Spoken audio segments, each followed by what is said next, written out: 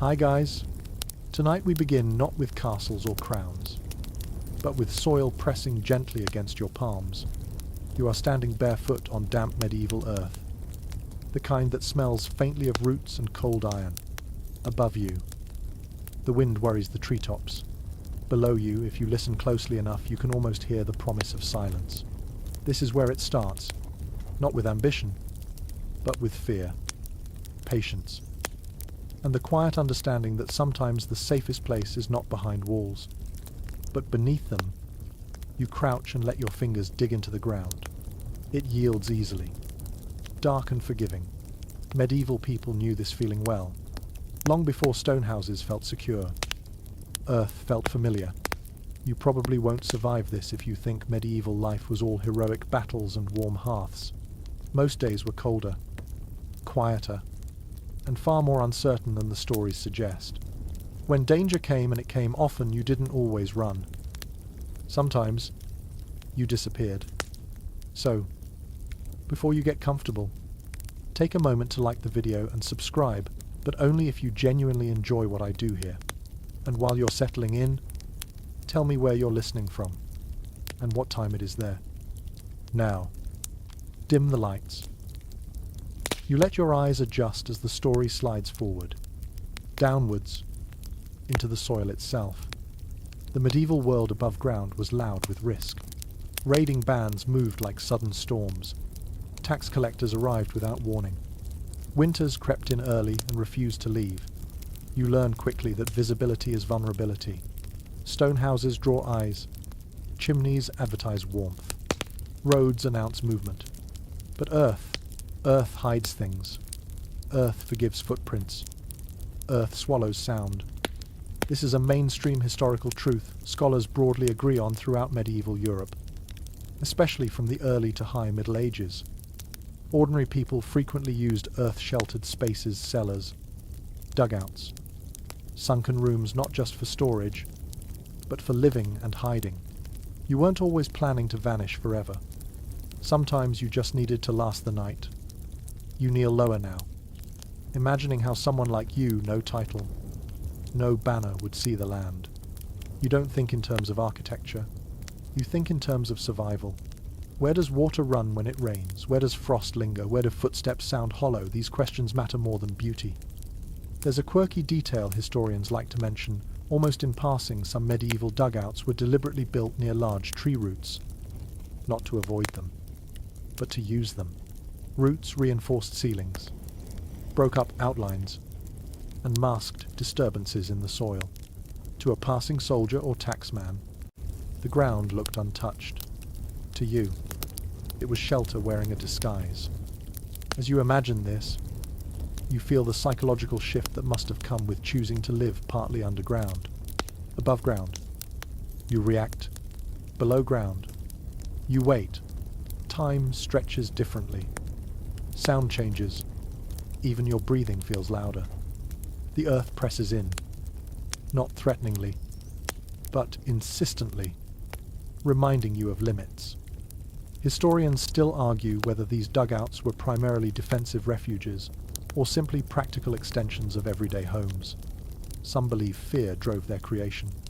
Others argue cold storage and thermal stability were the real motivations, with secrecy just a useful side effect. You can almost feel that debate happening around you, like murmured voices in the dark, never quite settling.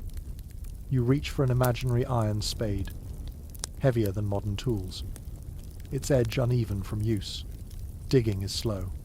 This isn't frantic burrowing. It's careful, measured removal of soil basket by basket.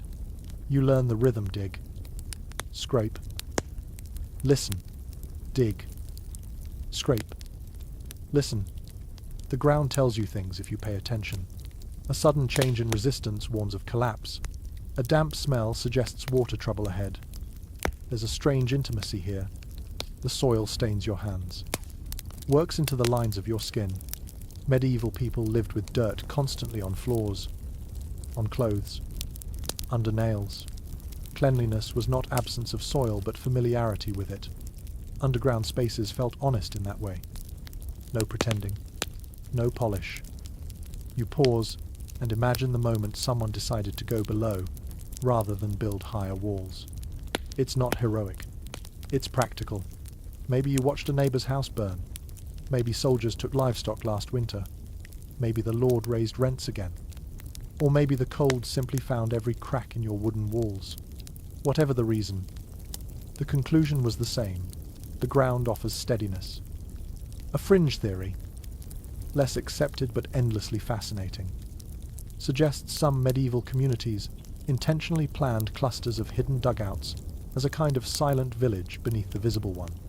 Not everyone agrees this was widespread, but a few archaeological sites hint at more coordination than once assumed. You imagine paths underground mirroring footpaths above. Secret but shared. As you sit with that thought, the sounds around you soften. The world above continues wind. Distant voices. Animals, but they're muffled now, as if wrapped in wool. This is the appeal. This is why Earth becomes ally rather than obstacle. You realize something else too. Living underground changes how you think about permanence. Stone promises longevity but attracts attention. Earth promises forgetfulness. When you leave, it heals itself. A collapsed entrance becomes just another patch of ground. In a world where memory can be dangerous, being forgotten is a kind of safety. Your breathing slows as you picture yourself lying back against packed soil walls. Listening. You are not hiding because you are weak. You are hiding because you are patient. Medieval survival often rewarded those who could wait quietly longer than danger could afford. Above you, the night deepens. Below you, the temperature remains steady. Cool but not cruel. The earth has its own logic, and you are learning to trust it. And as this first stretch of the journey settles in, you sense that going underground is not an act of desperation alone. It is a skill, a tradition, a quiet conversation between human and land that will continue, layer by layer. As you dig deeper into the medieval world, you remain low to the ground, knees pressed into soil that still holds the day's chill. Nothing dramatic happens when fear arrives in the medieval world. It does not announce itself with trumpets. It creeps. It settles. It teaches you habits. And one of those habits is learning when not to be seen. Above ground, danger has many faces. You learn to recognize them long before they reach you. The distant barking of dogs at the wrong hour. The sudden silence of birds. The sound of hooves when no travelers are expected. Fear sharpens your hearing first, then your judgment. You begin to understand why so many medieval people chose to dig rather than flee. Running exposes you. Roads funnel you. Forests are not always kind. But the ground beneath your own home, your own field, your own tree line, that ground belongs to you. It does not ask questions. It does not demand loyalty. It simply waits. This is one of those widely accepted historical realities that slips quietly into everyday life. In many parts of medieval Europe, especially in borderlands, forest edges, and regions prone to raids, people did not rely on permanent fortifications. They relied on familiarity. Knowing where to hide mattered more than knowing how to fight. You picture yourself watching smoke rise from a nearby settlement. Not panic yet, just information. You do not grab weapons. You do not shout. You begin preparing the place below. That decision feels heavy but calm. Fear does not always feel like terror. Sometimes it feels like clarity. The ground becomes a promise because everything above it feels temporary. Lords change. Borders shift. Armies pass through and leave nothing but footprints and ash. Taxes increase without explanation. Food disappears in winter. The earth, however, stays where it is. There is a strangely practical side to medieval fear that modern minds sometimes miss. You are not hiding from monsters. You are hiding from systems, from power that does not care whether you survive, from men who see livestock and grain before they see faces. Digging is not cowardice. It is accounting. A curious tidbit that surfaces in local records and oral traditions is that some families prepared underground spaces long before they needed them. They were not panic shelters built in a single night. They were slow projects, expanded season by season. a little deeper each year, a little wider, like saving coins, but in soil. You feel the patience of that process now. Fear does not rush you. It instructs you. Dig quietly. Do not leave obvious piles of soil. Spread it thin. Carry it away in baskets and scatter it under leaves or along riverbanks. Every action is deliberate. You are not just building a space. You are erasing evidence. Historians still debate how widespread this behavior truly was. Some argue that written sources exaggerate the frequency of hiding because fear makes for memorable stories. Others counter that archaeology consistently underrepresents underground shelters because the best ones leave almost no trace. The truth likely sits between these views. Buried, but present. You shift your weight and imagine the soundscape of fear. Above ground, it is chaotic. Shouting, metal clashing, animals panicking. Below ground, fear sounds different. It hums. It waits. It listens. You measure time by footsteps overhead, by voices passing, by silence returning. Winter fear is quieter but heavier. Cold does not raid. It surrounds. It presses into walls and bones. When the wind finds every crack in a wooden house, going underground is not secrecy. It is insulation. The earth holds a steady temperature that feels almost generous compared to frozen air. You are not hiding from people now. You are hiding from the season itself. This practical truth is well established. Earth-sheltered spaces maintain more stable temperatures year-round, warmer than winter air and cooler than summer heat. Medieval people did not calculate this with instruments. They learned it with their bodies. You learn it the same way now, by feeling the difference. There is a darker edge to fear too. Disease moves through villages without warning. Rumors spread faster than illness. Someone coughs. Someone dies. People whisper about curses or bad air. Going underground feels safer, even if that belief is not always correct. Fear does not require accuracy. It requires relief. A lesser-known idea, discussed quietly among scholars, suggests that underground hiding spaces also served psychological purposes. Being enclosed reduced panic. Limited choices can be calming. When you cannot run in 10 directions, you stop trying. You sit. You breathe. You endure. You imagine children learning these lessons early, taught when to be quiet, how to move without scraping walls, how to listen for changes in sound. Fear becomes part of education, not through lectures, but through routine. When the signal comes, you go below. No questions. There is no heroism here. No speeches. Just repetition. Just knowing where to place your feet in the dark. Just trusting that waiting is sometimes the strongest response available. Above you, the world continues to threaten without caring whether you watch it.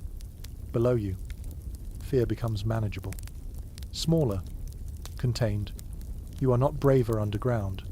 You are smarter. As the soil cools your palms and the imagined space around you grows clearer, you realize something essential. Medieval people did not build dugouts because they loved darkness.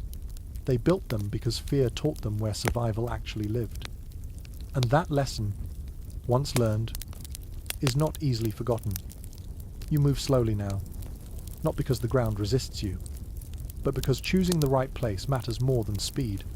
A medieval dugout lives or dies by its location. You feel this instinctively as you walk the edge of a forest. Boots brushing fallen needles and damp leaves. The land speaks quietly here. If you know how to listen, you are not looking for the lowest ground. That would invite water. You are not looking for the highest either. That would expose you. Instead, your eyes drift to gentle slopes. Places where rain naturally runs away rather than pooling. A shallow incline is enough. It lets gravity do the work later, carrying moisture downhill while your shelter stays dry. This understanding shows up again and again in surviving evidence. Sunken medieval dwellings and hidden dugouts often appear just off ridgelines or tucked into hillsides, rather than directly beneath flat fields. People learned, through long experience, that water is a more patient enemy than soldiers. It never tires. It never leaves. You pause near a stand of old trees. Their roots snake across the surface like frozen veins. This is not a problem. It is an opportunity. Thick roots break up soil patterns and make disturbed earth harder to detect. They also stabilize ceilings when left intact. You imagine digging around them carefully, treating them not as obstacles but as allies. An overlooked detail found at several sites suggests that builders sometimes selected locations where fallen leaves naturally accumulated. Leaf litter disguised subtle changes in ground texture and softened footprints.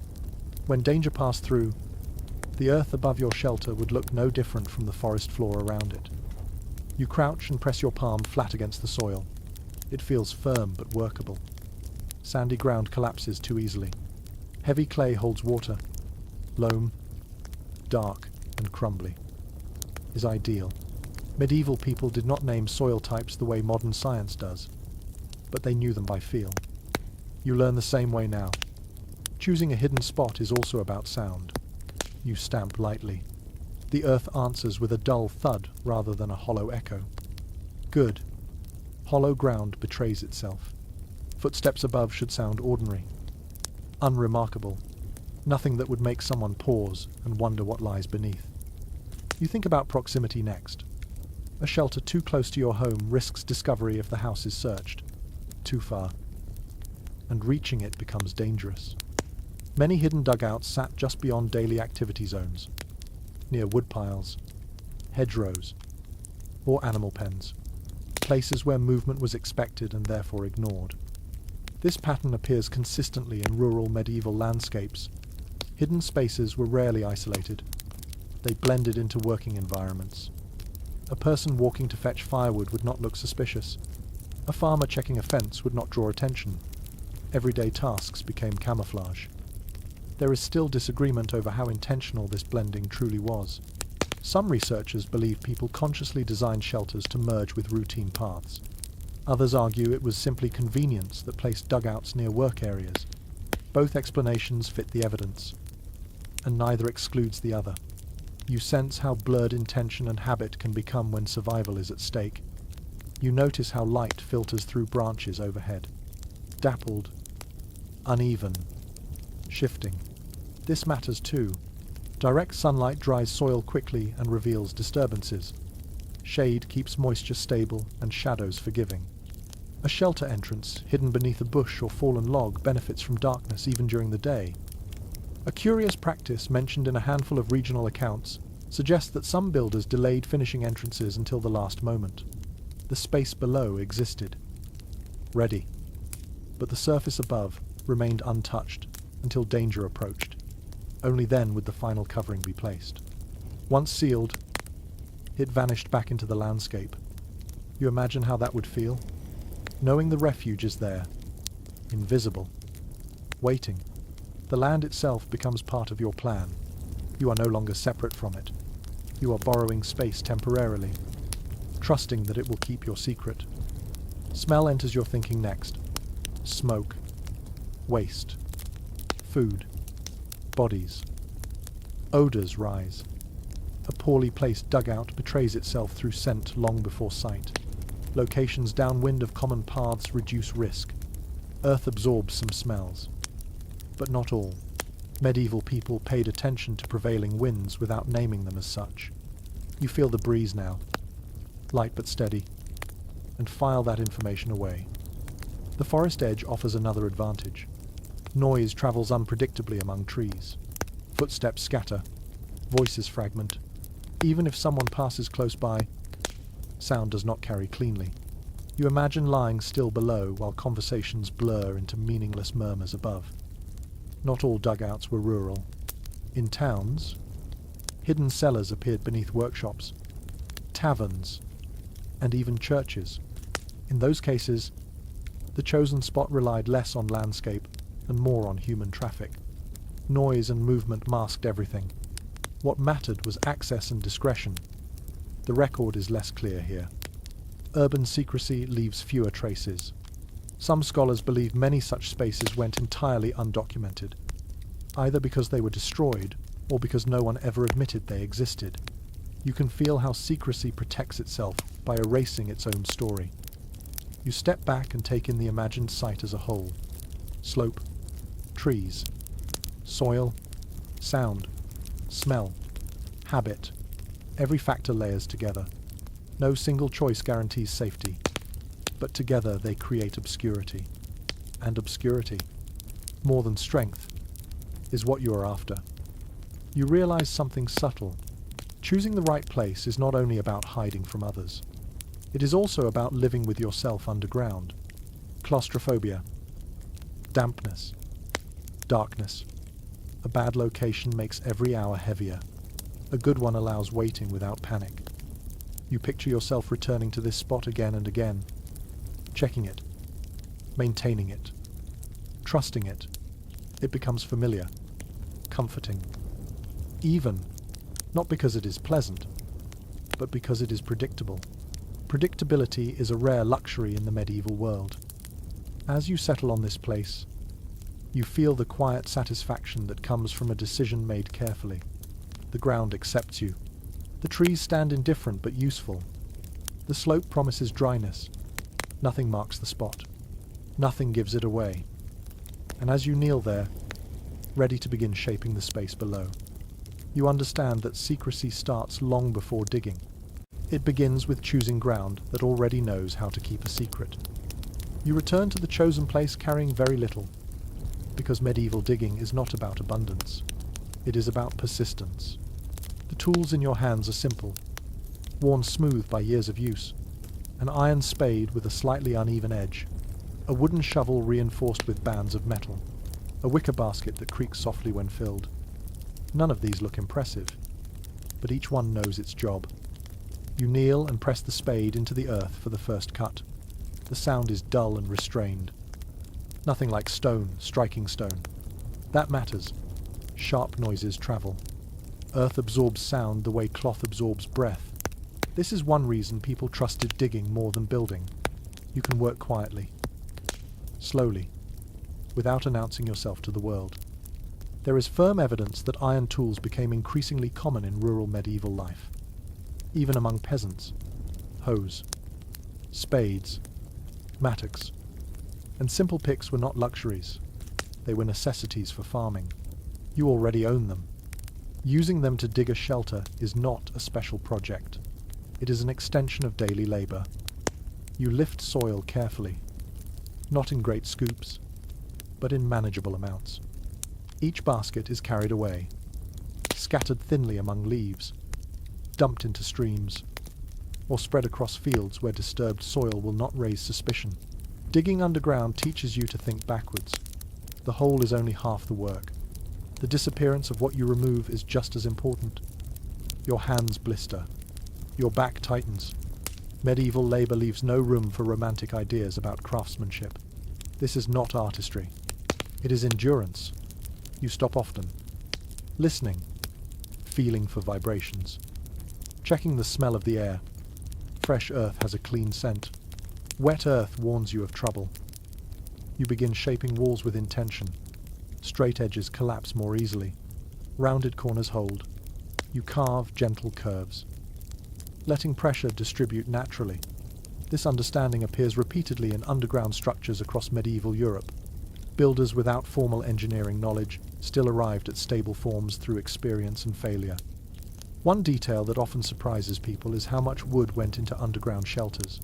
You might imagine bare dirt walls, but that was rarely the goal. Wooden posts, planks, and woven branches reinforce ceilings and line sides. You select timber carefully, oak if available, hazel or willow for flexibility, fresh wood bends, old wood snaps. You wedge support posts into place, testing each one with your weight before trusting it. The ceiling is the greatest danger. Collapse does not warn. It simply happens. You work from the top down, never undermining yourself. Dig, support, dig, support. The rhythm becomes meditative. There is an unusual practice noted at a few sites where builders intentionally left tool marks visible inside the dugout, not because they were careless, but because smooth walls trapped moisture. Rough surfaces allowed condensation to drip and run rather than pool. Survival often hides in details like this. Details you would never notice until they save your life. You pause to rest, leaning against the cool wall. The temperature is already different down here. Not warm, not cold, just steady. Your breath no longer fogs the air. This consistency is one of the great advantages of earth sheltering. You feel it before you understand it. Some experts believe medieval people actively planned their digging around seasonal rhythms. Excavation was often done in late summer or early autumn, when soil was dry and stable.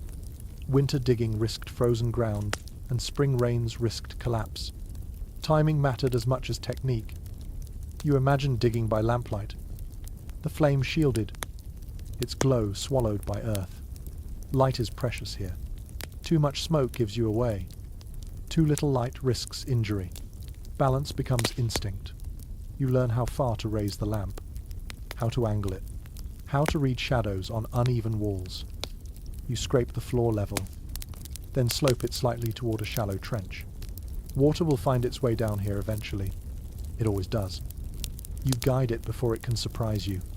This simple drainage channel may never be noticed by anyone else, but it is the difference between a usable shelter and a grave.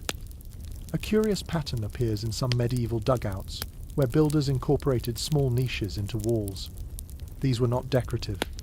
They held lamps, tools, food, or religious objects.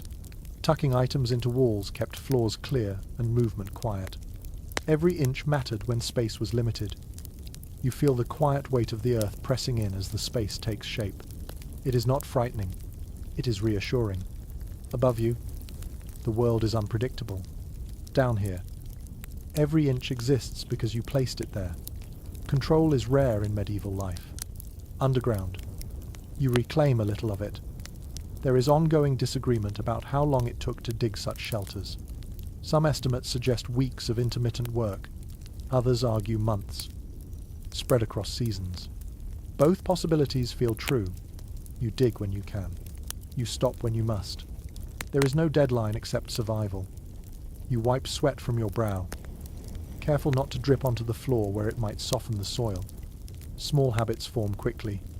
You learn to move deliberately, to avoid sudden shifts, to respect the space you are creating. This shelter is not passive. It demands cooperation. You test the ceiling again, pressing upward, gently. It holds. The posts do their work. The soil settles. Nothing moves. This moment of stillness feels earned. You sit quietly and listen. The earth hums faintly, a sound you would never hear above ground. As the space reaches a usable size, you feel a shift. What began as digging now feels like inhabiting. The shelter is no longer an idea. It is a place shaped by effort, restraint, and knowledge passed down without writing. You understand now why these shelters rarely followed identical designs. Each one responded to its ground, its tools, its builder. There were no plans. Only principles: stability, silence, concealment. You rest your hand against the wall and feel the cool firmness beneath your palm. This earth will remember your touch long after you leave. And if you have done your work well, no one else ever will. You pause before going any deeper, because now the real risk begins. Digging is easy when the hole is shallow. It becomes dangerous when the weight of the earth above starts to matter. Medieval people learned this the hard way, through collapse, injury, and quiet deaths that left no record. You do not rush this stage. You listen to the ground as if it were alive. You press your palm against the wall and feel for vibration. Solid soil answers with resistance. Loose soil crumbles. The difference is subtle, but your hands learn it quickly. You begin shaping the space not as a box, but as a series of gentle curves. Straight angles tempt collapse. Rounded walls share pressure. This instinct shows up again and again in underground medieval structures that have survived. There is clear evidence from preserved dugouts and sunken houses that builders favoured oval or circular chambers whenever possible. These shapes were not aesthetic choices. They were practical solutions discovered through repetition. When the ceiling presses evenly, the earth holds itself together. You widen the space slowly, never digging more than you can support in the same session. Each scoop of soil is followed by placement of timber. Wooden posts rise like quiet sentinels. Spaced carefully, too far apart and the ceiling sags. Too close and you waste precious material. You test each post by leaning your weight into it, trusting your body more than your eyes. Wood matters here more than stone. Stone is heavy and difficult to work quietly. Wood flexes. It absorbs shock. Fresh-cut timber bends slightly under pressure rather than snapping. Medieval builders understood this intuitively. They used what forests offered, selecting trunks that were straight, strong, and young enough to give without breaking. You fit crossbeams into notches carved by hand. No nails if you can avoid them. Metal creaks. Wood settles silently. The joints are snug, held by friction and gravity. When done well, they almost disappear into the structure. An often overlooked detail is how builders layered materials. A ceiling might consist of beams, then woven branches, then packed earth above. Each layer spreads weight and dampens movement. This method appears across different regions, suggesting shared knowledge passed by observation rather than instruction. You crawl forward, working from one supported section to the next. Never open a space before preparing its skeleton. Digging ahead of support is how people died. You imagine those lessons passed quietly between neighbors. Do this first. Never do that. Listen when the soil changes. You scrape gently, feeling for moisture. Damp soil weighs more. It shifts differently. When you find it, you adjust your plan. Maybe the ceiling lowers slightly. Maybe you add another post. Flexibility keeps you alive underground. There is a strange calm that settles over you as you work. Above ground, labor is loud and exposed. Below ground, it becomes intimate. Every movement matters. Every sound feels amplified, even when it is not. You breathe more slowly without realizing it.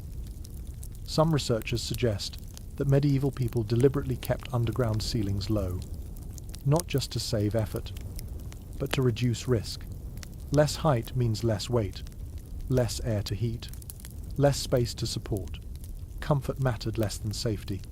You feel that logic guiding your choices now. You carve small ledges into the walls as you go. These are not shelves yet. They are anchors for future supports. Planning ahead keeps you from reopening finished sections later. Once a wall is stable, you disturb it as little as possible. There is a curious observation from a handful of excavated sites where collapsed dugouts appear to have been intentionally abandoned rather than repaired. This suggests builders knew when to stop. Sometimes the ground was simply not worth arguing with. Knowing when to give up was as important as knowing how to continue. You test the ceiling again. Tap gently with the handle of your spade.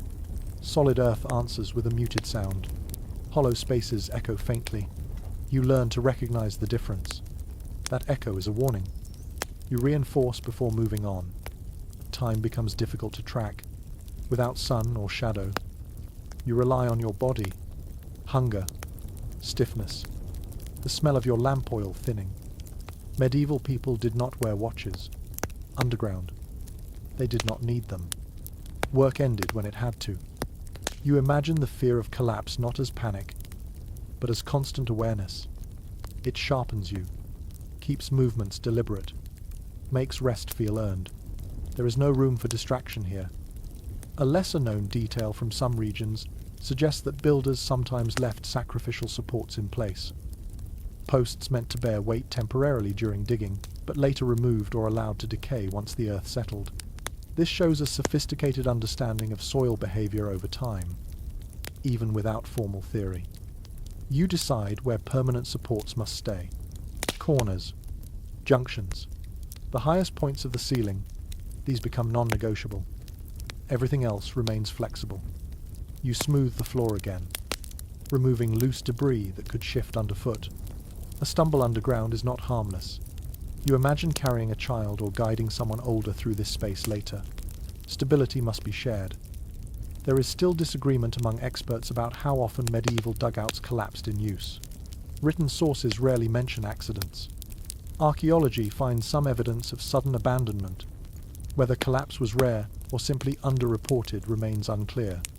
What is certain is that fear of collapse shaped every decision you make here. You sit back and let the space breathe. The air feels steady. The ceiling holds. The walls curve inward slightly, as if embracing the pressure above. This is not comfort, but it is security. You realize that preventing collapse is not a single action. It is a mindset. It requires patience, humility, and respect for forces you cannot see. Medieval people lived close enough to danger that they learned these lessons early.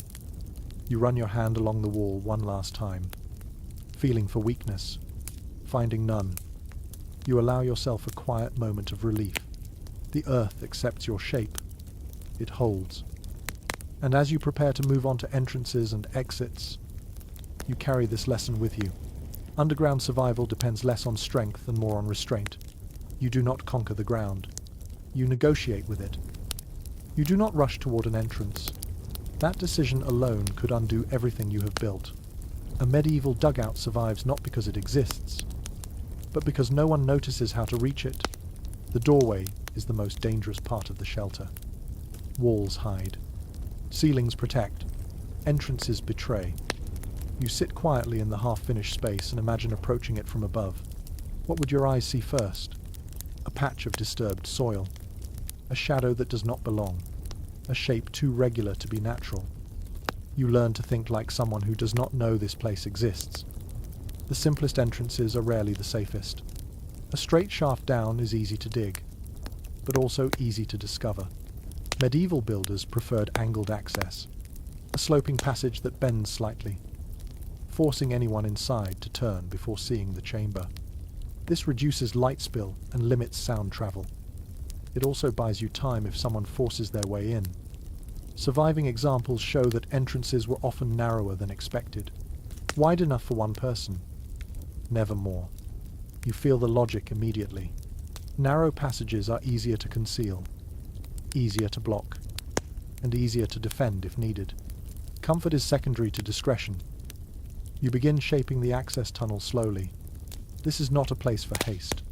You dig downward at a shallow angle, checking alignment constantly.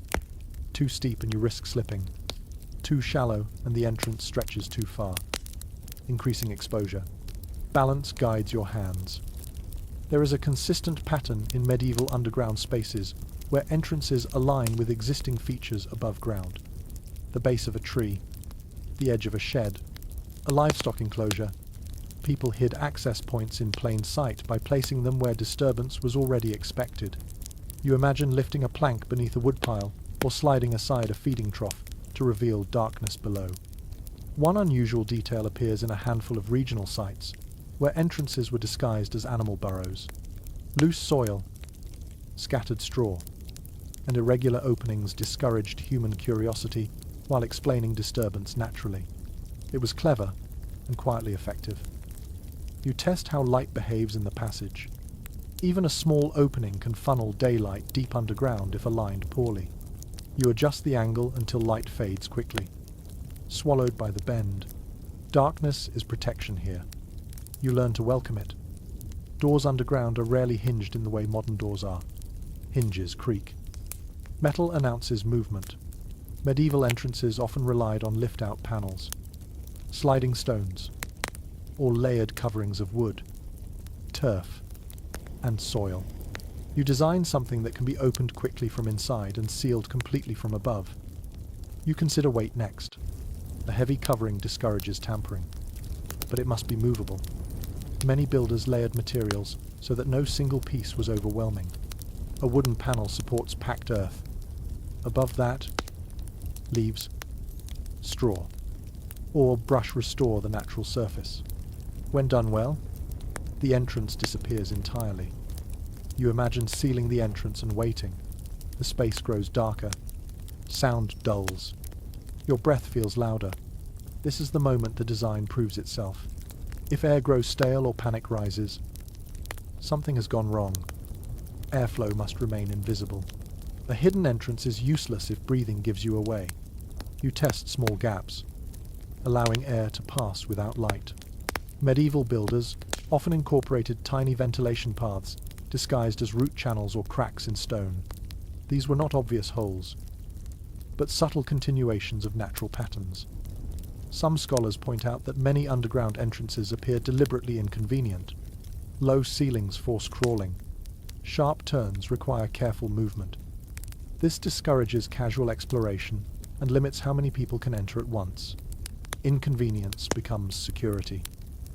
You scrape the tunnel walls smooth enough to prevent falling soil, but rough enough to grip with hands and feet. Slipping here would be disastrous.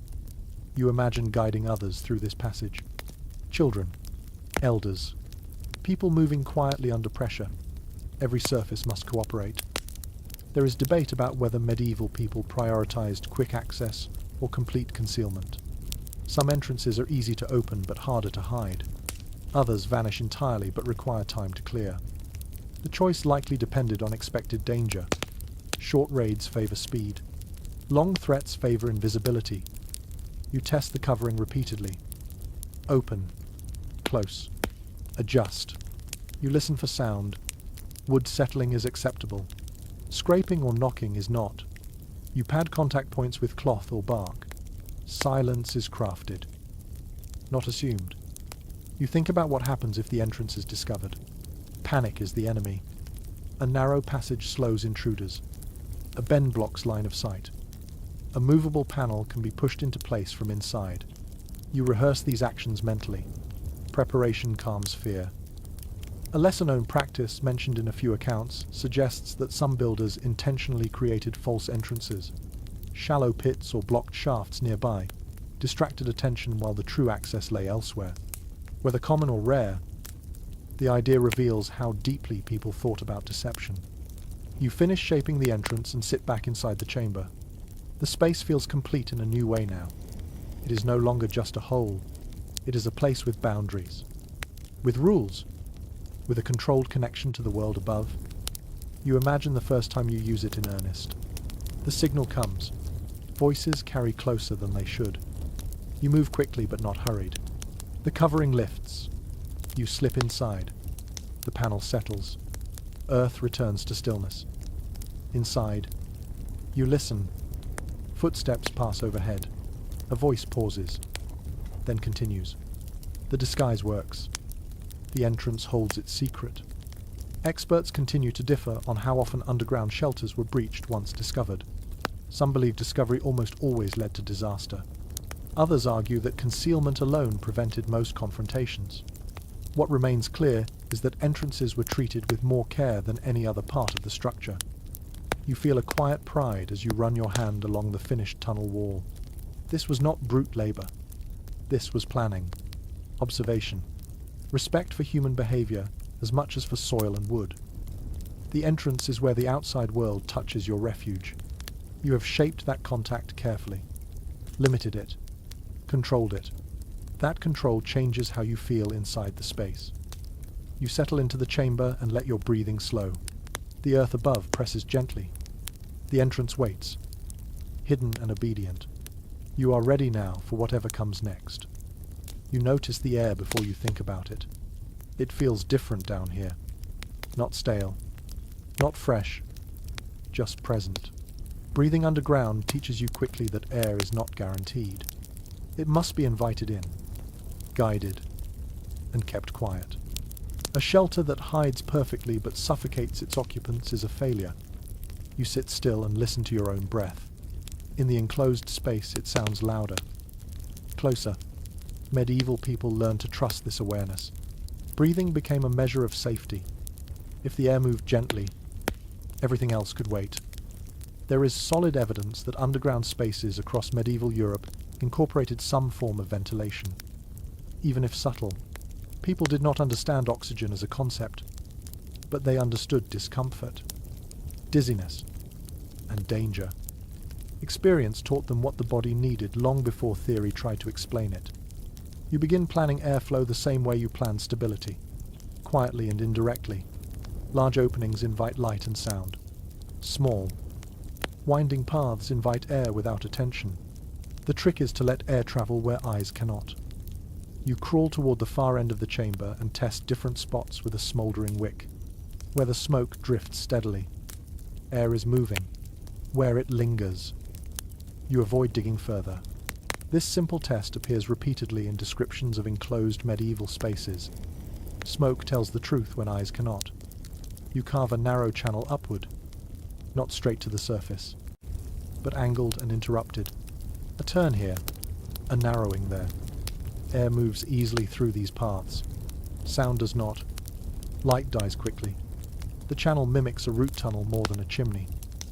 One small but fascinating detail emerges from certain archaeological finds. Some ventilation paths were deliberately irregular, with slight expansions and constrictions.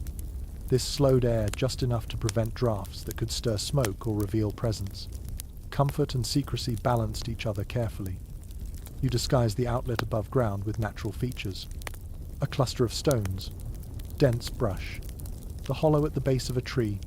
The opening is small enough to escape notice, large enough to keep you alive. You test it again with smoke. It moves.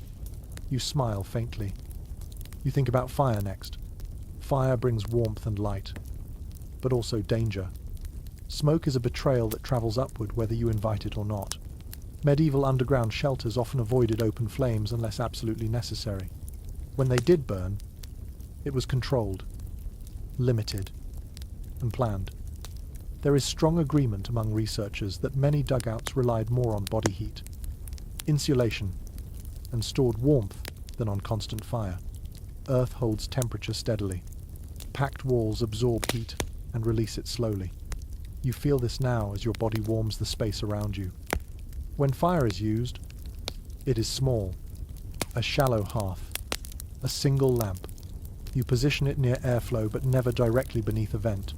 Smoke disperses slowly, cooled and filtered by earth before it escapes. You learn patience here too. Nothing happens quickly underground. You imagine sitting with others in this space. Breathing becomes shared. You notice how stillness improves air quality. Movement stirs dust. Panic accelerates breath. Calm preserves comfort. The shelter teaches behavior as much as it provides protection. Some interpretations suggest that medieval people timed underground stays carefully to avoid air depletion. Short periods during raids. Longer stays only when multiple vents existed. The evidence is incomplete. But logic supports it. You would not remain here indefinitely unless conditions allowed it. You test humidity next. Damp air chills the body faster than dry air. Ventilation helps regulate moisture as much as oxygen. You scrape a small channel along the floor leading toward the entrance passage, encouraging moisture to migrate away from the living space. An unusual observation from a few sites indicates that some builders placed absorbent materials near vents. Straw, cloth, charcoal. These materials trapped moisture and odors, quietly improving air quality. Whether intentional or discovered by accident, the effect would have been noticeable. You listen again. The space is not silent. It hums faintly. Air moves. Earth settles. Your breath joins the rhythm. This is what safety sounds like underground. There is still uncertainty about how people learned these techniques in the first place. Some believe knowledge spread through trial and loss. Others think it came from observing natural shelters like animal burrows or caves. Both ideas likely hold truth. Humans learn by watching what survives. You adjust the vent opening slightly, widening it by a finger's width. The air responds, cooler, fresher, not rushing. You stop there. Too much adjustment invites risk. Enough is enough. You realize that ventilation is not a finished feature. It requires monitoring. Conditions change. Seasons shift. Snow can block openings. Leaves can clog channels.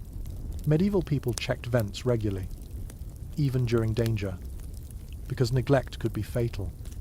You imagine lying here during winter, breath rising faintly, air circulating just enough to keep lungs clear.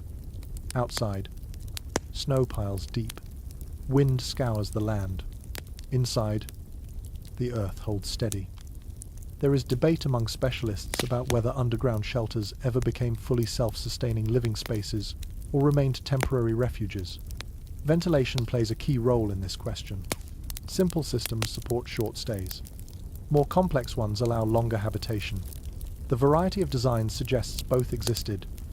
You sit back and let the air move around you. The space feels complete in a new way. Walls hold. Ceiling supports. Entrance hides. Air flows. These elements work together quietly. Invisibly. You take one last breath and feel gratitude for something as simple as invisible movement. Air is easy to ignore until it disappears. Medieval people did not have that luxury. Underground. They paid attention.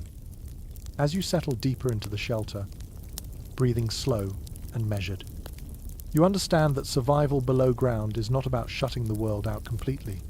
It is about letting in only what you need. Nothing more. You feel the cold before you try to fight it. Underground does not mean warm by default. It means steady. The earth takes the sharp edge off winter, but it does not offer comfort on its own. Medieval people learned quickly that warmth below ground had to be managed carefully, because fire solves one problem while creating another. You sit quietly and notice how your body heat gathers in the space. The walls feel cool to the touch, but not biting. The floor holds a faint chill that seeps upward if you stay still too long. This is the balance you must work with. Too much heat draws attention. Too little drains strength. There is strong agreement among historians that most underground shelters relied on insulation rather than active heating. Earth itself becomes a thermal blanket. Thick walls slow heat loss. Low ceilings trap warm air close to the body. You experience this as you shift closer to the center of the chamber. Away from vents and entrance passages, you lay down branches, straw, or woven mats on the floor. Bare earth steals warmth. Even a thin layer changes everything. Medieval households already used these materials above ground. Bringing them below is not innovation. It is adaptation. You consider fire again. A large hearth is impossible here. Smoke would gather and rise, tracing your position like a finger pointing from the sky. Instead, you think in terms of controlled warmth. A small oil lamp, a covered ember, something that glows rather than burns. Archaeological evidence supports this restraint. Many underground shelters show little sign of open fires. When fire traces appear, they are small and localized. This suggests limited use, perhaps only during the coldest moments or when secrecy mattered less than survival. You position a shallow fire pit near a vent, but not beneath it. Heat rises, smoke follows. By placing the fire slightly aside, you allow warmth to spread while smoke drifts toward airflow without drawing attention. You test this with a faint flame. The smoke thins. It moves. It disappears. You learn to read the fire like a language. A steady flame means air is balanced. Flickering suggests a draft. Dimming warns of suffocation. Fire becomes a tool for measuring the shelter's health as much as a source of comfort. There is a lesser-known practice hinted at in a few medieval accounts, where heated stones were used instead of open flames. Stones warmed above ground could be carried below, wrapped in cloth, and placed near sleeping areas.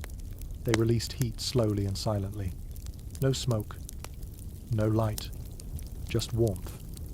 You imagine doing this at dusk, before danger fully settles, heating stones at a common hearth above, then slipping them below as night closes in.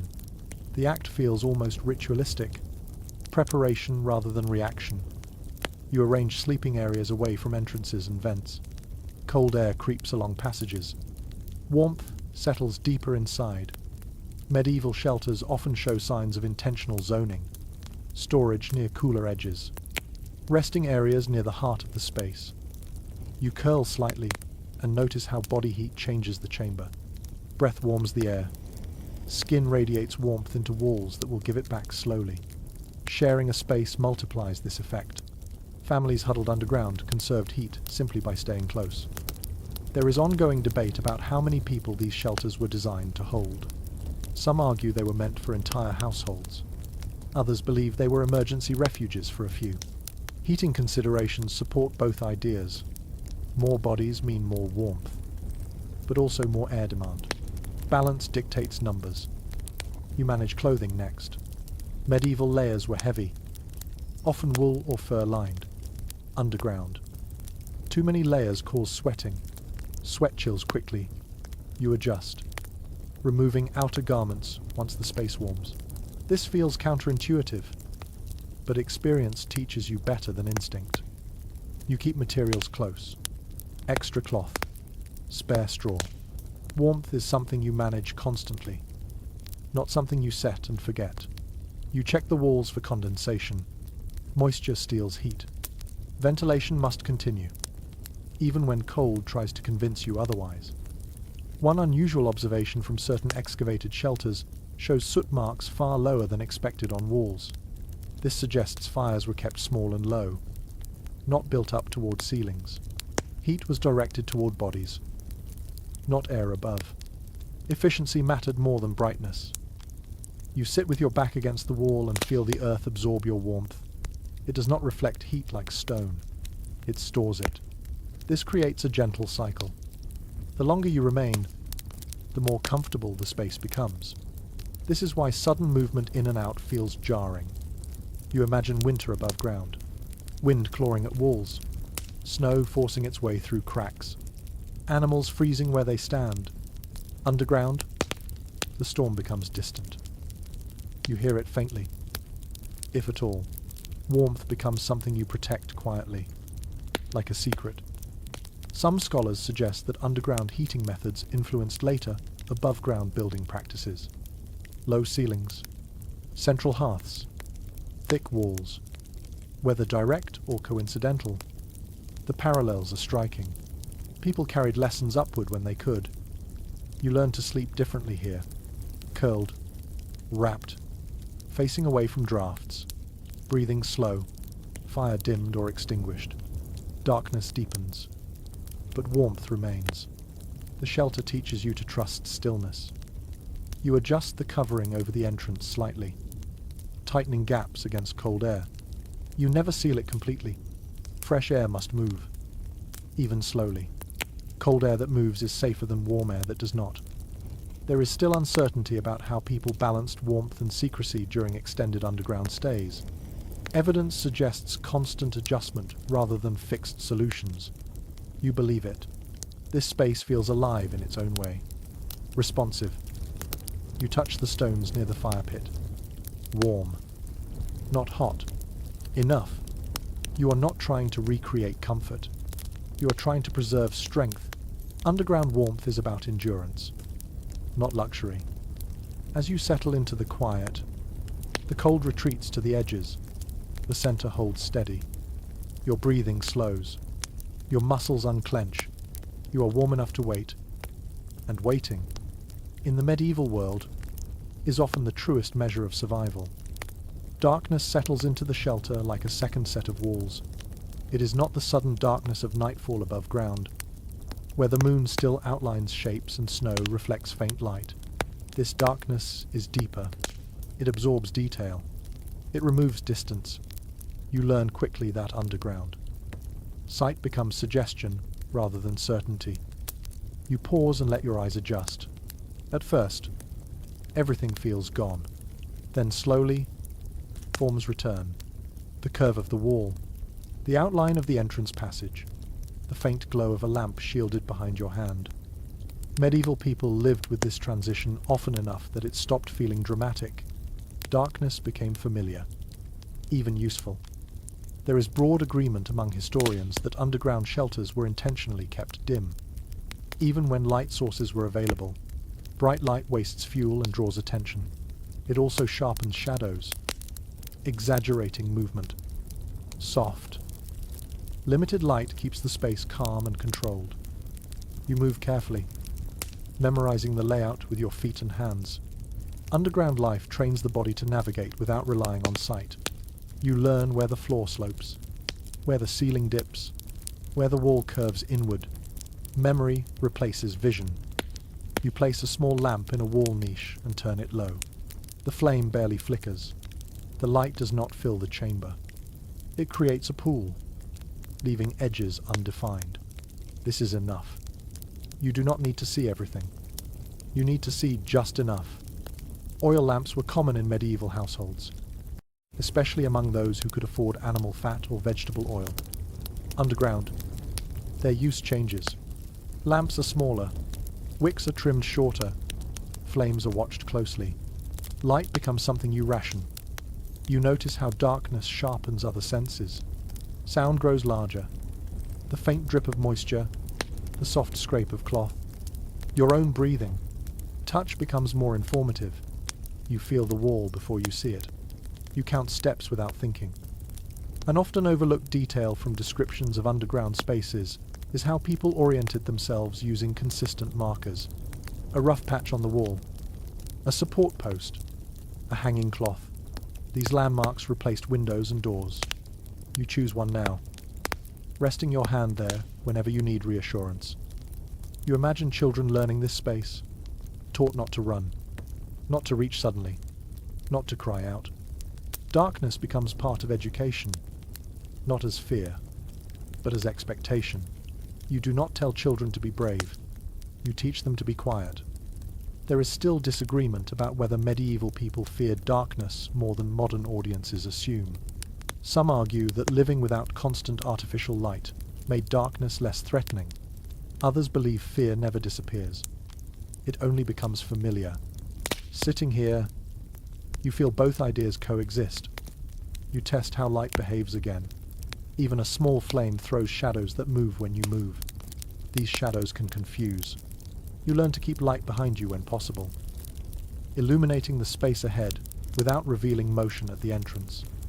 In some shelters, evidence suggests that people used reflective surfaces like pale stone or bone to bounce light gently, not to brighten the room, but to soften darkness.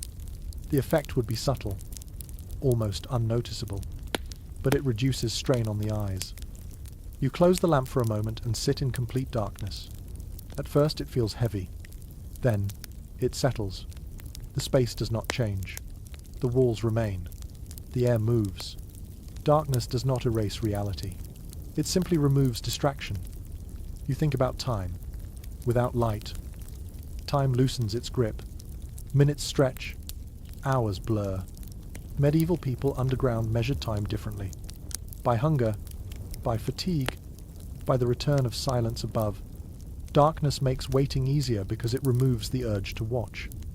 A curious observation from certain sites shows that soot patterns sometimes cluster near specific niches rather than spreading evenly. This suggests lamps were kept in fixed positions. Light stayed where it was needed. The rest of the space remained in shadow by design. You realize how darkness protects secrecy. A bright space leaks light through vents and entrances. A dim one swallows it. Even if someone passes close by, there is nothing to catch the eye. The shelter becomes invisible by doing less, not more. You lie back and let your eyes close.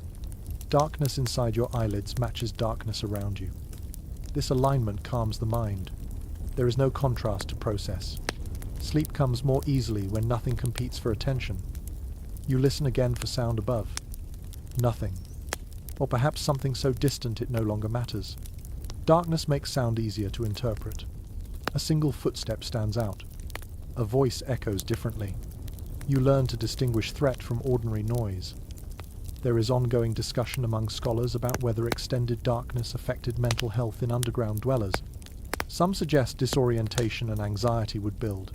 Others argue that routine and familiarity offset these effects. The truth likely depended on individual temperament and duration of stay. You adjust your position slightly, careful not to disturb the lamp. You know now how easy it is to knock something over in low light. Every movement is measured. Darkness encourages gentleness. You imagine emerging after hours or days below. Light would feel sharp. The world above would seem louder, faster. Underground darkness teaches patience by slowing perception itself.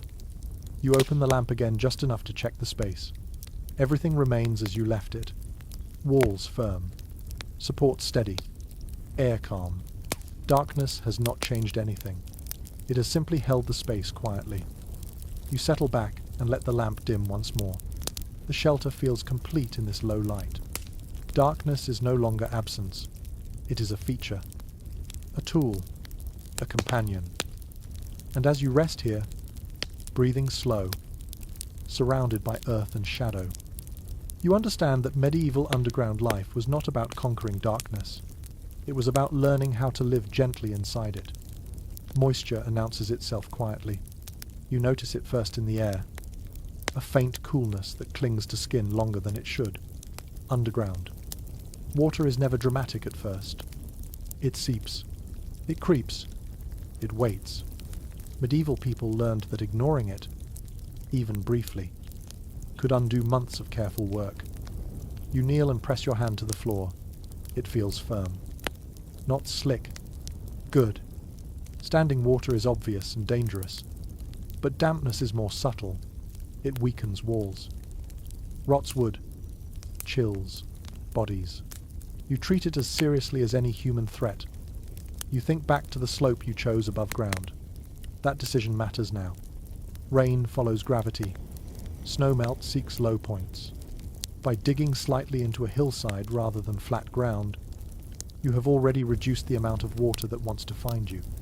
This is one of those quiet truths that appears again and again in surviving underground spaces. Location does half the work before tools ever touch soil. You carve shallow channels along the edges of the floor, guiding moisture toward the entrance passage rather than the center of the chamber. These channels are barely noticeable, but they give water somewhere to go. Medieval builders rarely tried to stop water completely. They redirected it instead. Evidence from excavated dugouts shows these drainage grooves in places that make little sense unless you imagine water moving through them. They curve gently, never cutting sharply across the space. Water, like earth, prefers cooperation to resistance. You pay close attention to the base of the walls. This is where moisture gathers first. You pack soil firmly, smoothing it without polishing. Smooth surfaces trap water. Slight texture allows droplets to run downward. This detail appears repeatedly in well-preserved underground structures. You notice condensation forming near the ceiling where warm air meets cool earth. Tiny beads gather and fall. You adjust ventilation slightly, allowing just enough airflow to reduce humidity without chilling the space. Moisture control is not a single action. It is constant awareness.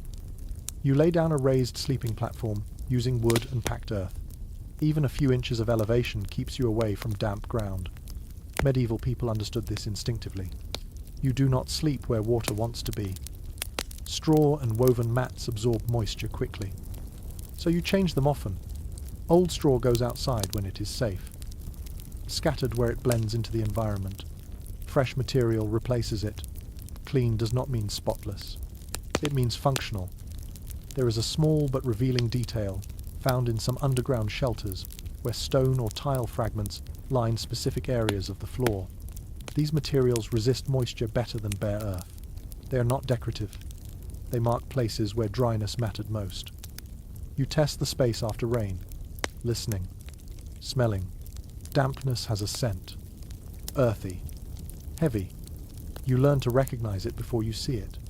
Medieval survival depended on senses trained through repetition, not instruction. You think about water above ground. Streams swell. Paths turn to mud. Inside the shelter, conditions change slowly. This delay is both advantage and danger. Problems do not arrive suddenly, but they also do not leave quickly. You monitor rather than react. There is disagreement about how often medieval people stayed underground during prolonged wet seasons. Some researchers believe dugouts were avoided during heavy rains due to collapse risk. Others point to drainage features that suggest long-term use even in wet conditions. The evidence supports caution rather than certainty. You check wooden supports for signs of rot. Damp wood darkens, softens. You catch it early. Replace pieces when possible. Wood underground requires attention. Ignoring it invites quiet failure. You create a small sump near the entrance where water can collect harmlessly. From there, it drains out or evaporates slowly. This simple feature appears in multiple excavated shelters, though it is easy to miss unless you are looking for it. You notice how managing water changes behavior. Movements become deliberate. Items stay off the floor. Storage shifts upward. Moisture teaches organization through necessity. An unusual observation from certain sites suggests that builders sometimes lined walls with bark or hides during the wettest months. These materials shed water and protect earth surfaces temporarily. They were not permanent, but they bought time. You listen again to the shelter. Water makes sound when it moves. A drip, a trickle. Silence is ideal, but a predictable sound is manageable. Sudden new noises demand attention. You train yourself to notice change. You adjust the entrance covering after rain, ensuring water sheds away rather than pooling above. Even small depressions collect moisture. You smooth them out when conditions allow. Maintenance is quiet. Ongoing work. There is a broader lesson here. Medieval underground shelters were not static constructions. They were living spaces that required care. People who treated them as finished objects suffered. Those who treated them as systems adapted. You think about winter. Frozen ground traps moisture until thaw releases it suddenly. Drainage channels become critical then. You clear them ahead of time, anticipating what the season will bring. Some scholars argue that fear of dampness limited underground stays more than fear of discovery. Cold and wet sap strength faster than hunger. Sitting here, feeling the dry earth beneath you. That idea feels reasonable. You move your hand along the wall again. Cool. Firm. Dry enough. The shelter holds. Water has been guided away. Not defeated, but managed. You settle back and breathe. The air feels lighter. The floor feels solid. Moisture has not claimed this space today. And as you wait, listening to the distant world above, shift and soak and freeze, you understand something essential. Medieval underground survival depended not on keeping water out forever, but on learning how to live with its constant presence. Hunger is quieter underground, but it is no less real. You feel it not as urgency, but as calculation. How long can you stay? What can you eat without fire? What must be protected from damp, rot, and animals? Food storage below ground is not about abundance. It is about preservation and restraint. You begin by choosing where food belongs. Not near the entrance, where temperature shifts are strongest. Not near vents, where moisture and air move more freely. The center of the shelter offers the most stable conditions. Medieval people understood this without charts or measurements. They learned by losing food the wrong way. There is clear evidence from excavated underground spaces that storage pits and niches were carefully placed. Grain bins appear tucked into walls. Root vegetables rest in shallow hollows. Containers sit elevated on wooden platforms. Each choice reflects an understanding of how air, cold, and damp behave below ground. You run your fingers over a clay pot lid and feel its weight. Clay matters here. It breathes just enough. It resists rodents better than woven sacks. It does not rot like wood. Medieval households used ceramic vessels constantly, and underground they became even more important. You pack grain carefully, not loose, not crushed. Each kernel matters. Grain stored underground stays cooler and more stable than above ground, slowing spoilage and discouraging pests. This practice appears across regions and centuries. It is one of the strongest reasons people trusted earth sheltering even when danger was not immediate. You add dried legumes next. Beans, peas, lentils. These store well and cook quickly when fire is possible. When it is not, they can still be soaked and eaten with patience.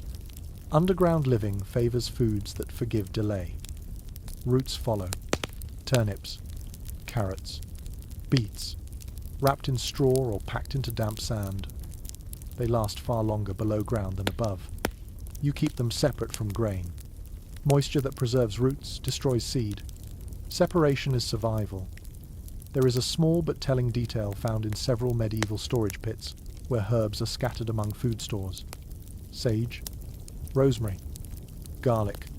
These were not only flavor, they discouraged insects and masked scent. Food storage underground was as much about smell as about spoilage. You think about meat. Fresh meat is dangerous here. It demands fire and creates waste. Preserved meat is different. Salted pork, smoked fish, dried strips of beef. These foods appear occasionally in underground contexts, usually stored high and wrapped tightly. You treat them with care. One mistake invites rot that spreads. You keep food in small quantities rather than large piles. If something spoils, you lose less. Medieval people understood risk management intuitively. Scarcity teaches caution. You test containers regularly, touching, smelling, listening. A hollow sound means grain has settled. A sour scent means trouble. You learn to act early. Remove compromised food before it poisons the rest. There is disagreement among historians about whether underground shelters were stocked in advance or supplied gradually during use. Some evidence suggests long-term preparation. Other signs point to hurried packing during danger. You imagine both scenarios and realize they require the same skills. Knowing what lasts matters more than timing.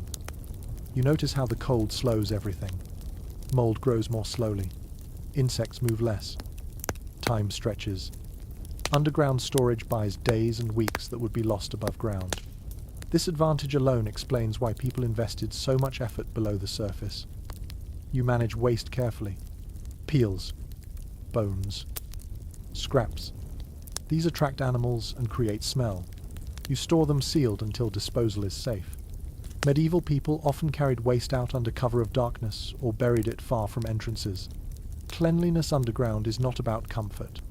It is about invisibility. You hear a faint scratch at the wall one night. A mouse. Perhaps.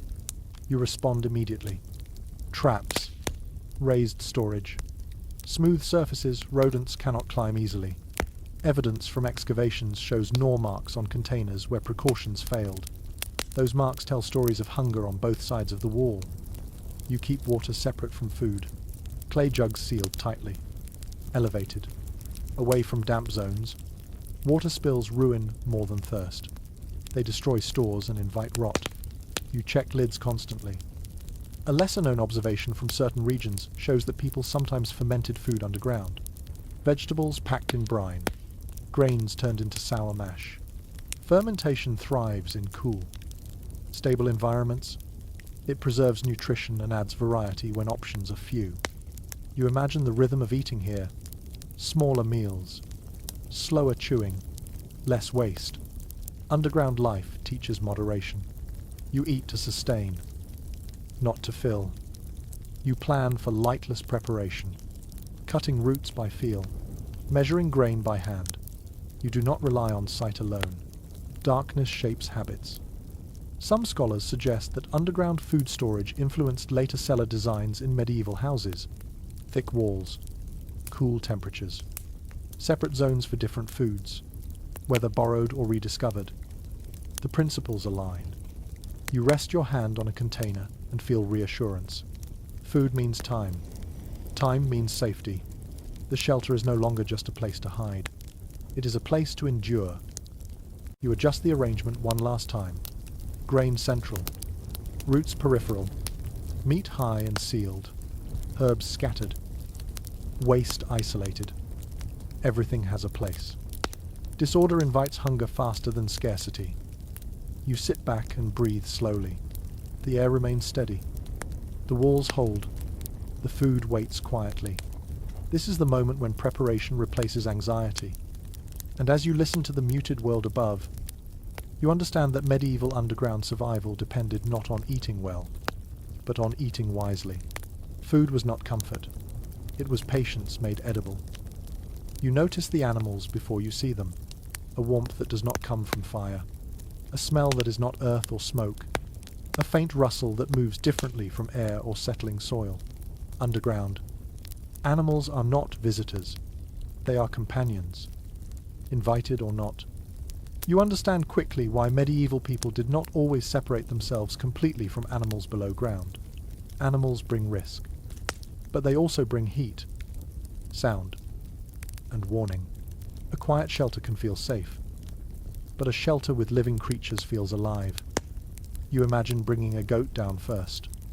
Not permanently, not casually, just during the coldest nights or the most dangerous hours. Its body heat shifts the air slightly warmer.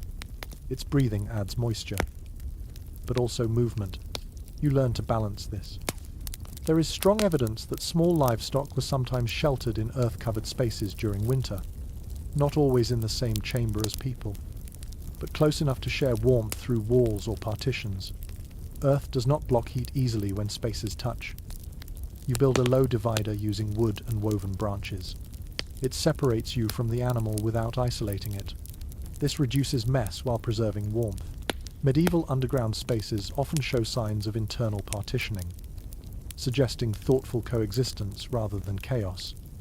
You listen to the animal move. Hooves scrape softly. A shift of weight.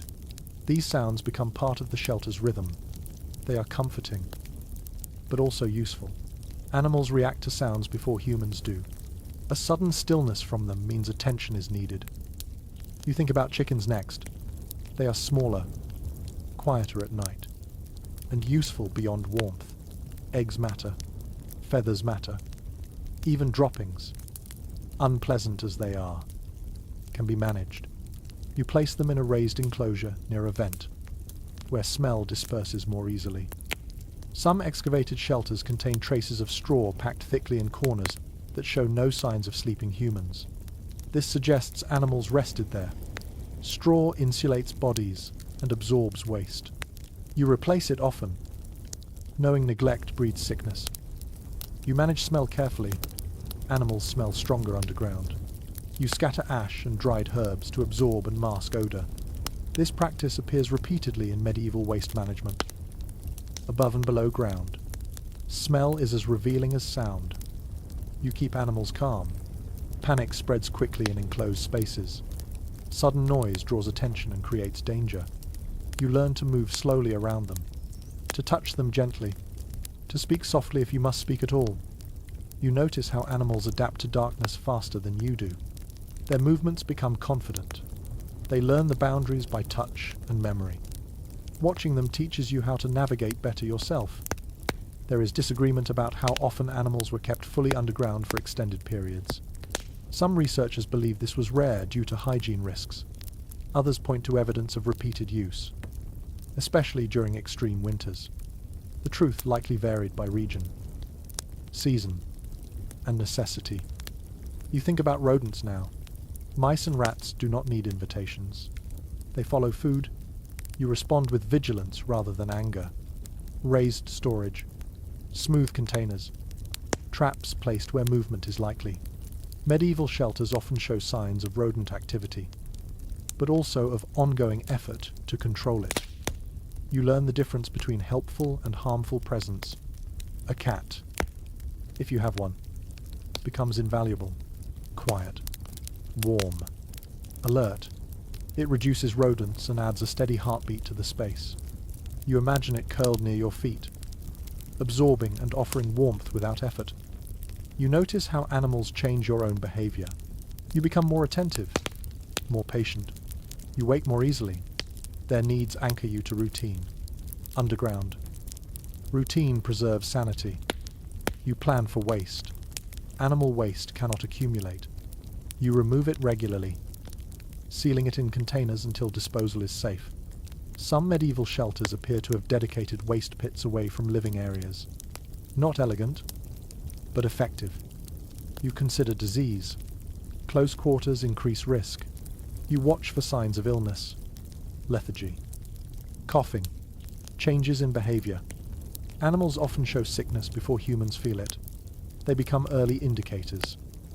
A curious detail appears in a few accounts where people used animals as timing tools. When animals grew restless at dawn, it signaled safe moments to emerge. Their internal rhythms remained aligned with the outside world even underground. You feel the shelter change with their presence. Warmer, louder, messier, but also less lonely.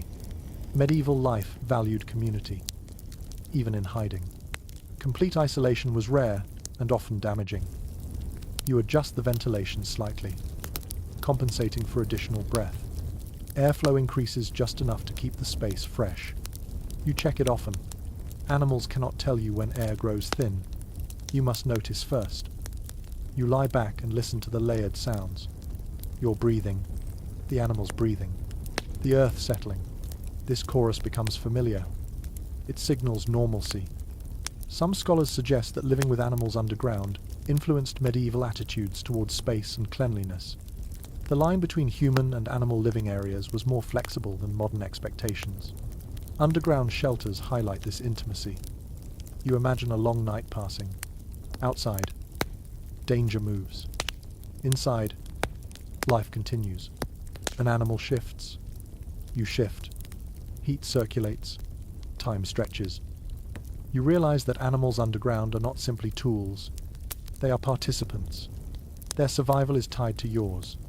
Caring for them gives structure to waiting. You adjust straw bedding once more, keeping it dry. You stroke a warm flank. The animal responds with calm acceptance. This exchange feels ancient and familiar. As you settle back into the dim light, you understand that medieval underground shelters were not silent tombs. They were shared spaces, human and animal breath mixing quietly in the dark. And as the hours pass, you learn that survival below ground is not just about hiding. It is about sustaining life in all its forms, patiently and together. You learn silence by listening to it fail. Underground, quiet is not the absence of sound. It is control. You sit still and notice how even the smallest movement changes the air. Fabric brushes skin. A knee shifts against packed earth. A breath deepens at the wrong moment. Each sound feels louder than it truly is, magnified by your own attention. Above you, the world moves on without knowing you are here. That is the goal. Medieval people did not expect perfect invisibility. They aimed for ordinary. Ordinary sounds do not invite curiosity. Extraordinary ones do. You train yourself to pause before every action, not from fear, but from habit. Move. Stop. Listen. This rhythm becomes second nature. Children learn it early. Adults relearn it quickly. Silence is not natural. It is practiced. You imagine footsteps passing overhead. At first they freeze you. Then you learn to read them. The weight, the pace, the number. One person walks differently from a group. Soldiers move differently from farmers. Animals move differently from both. Sound carries information if you let it.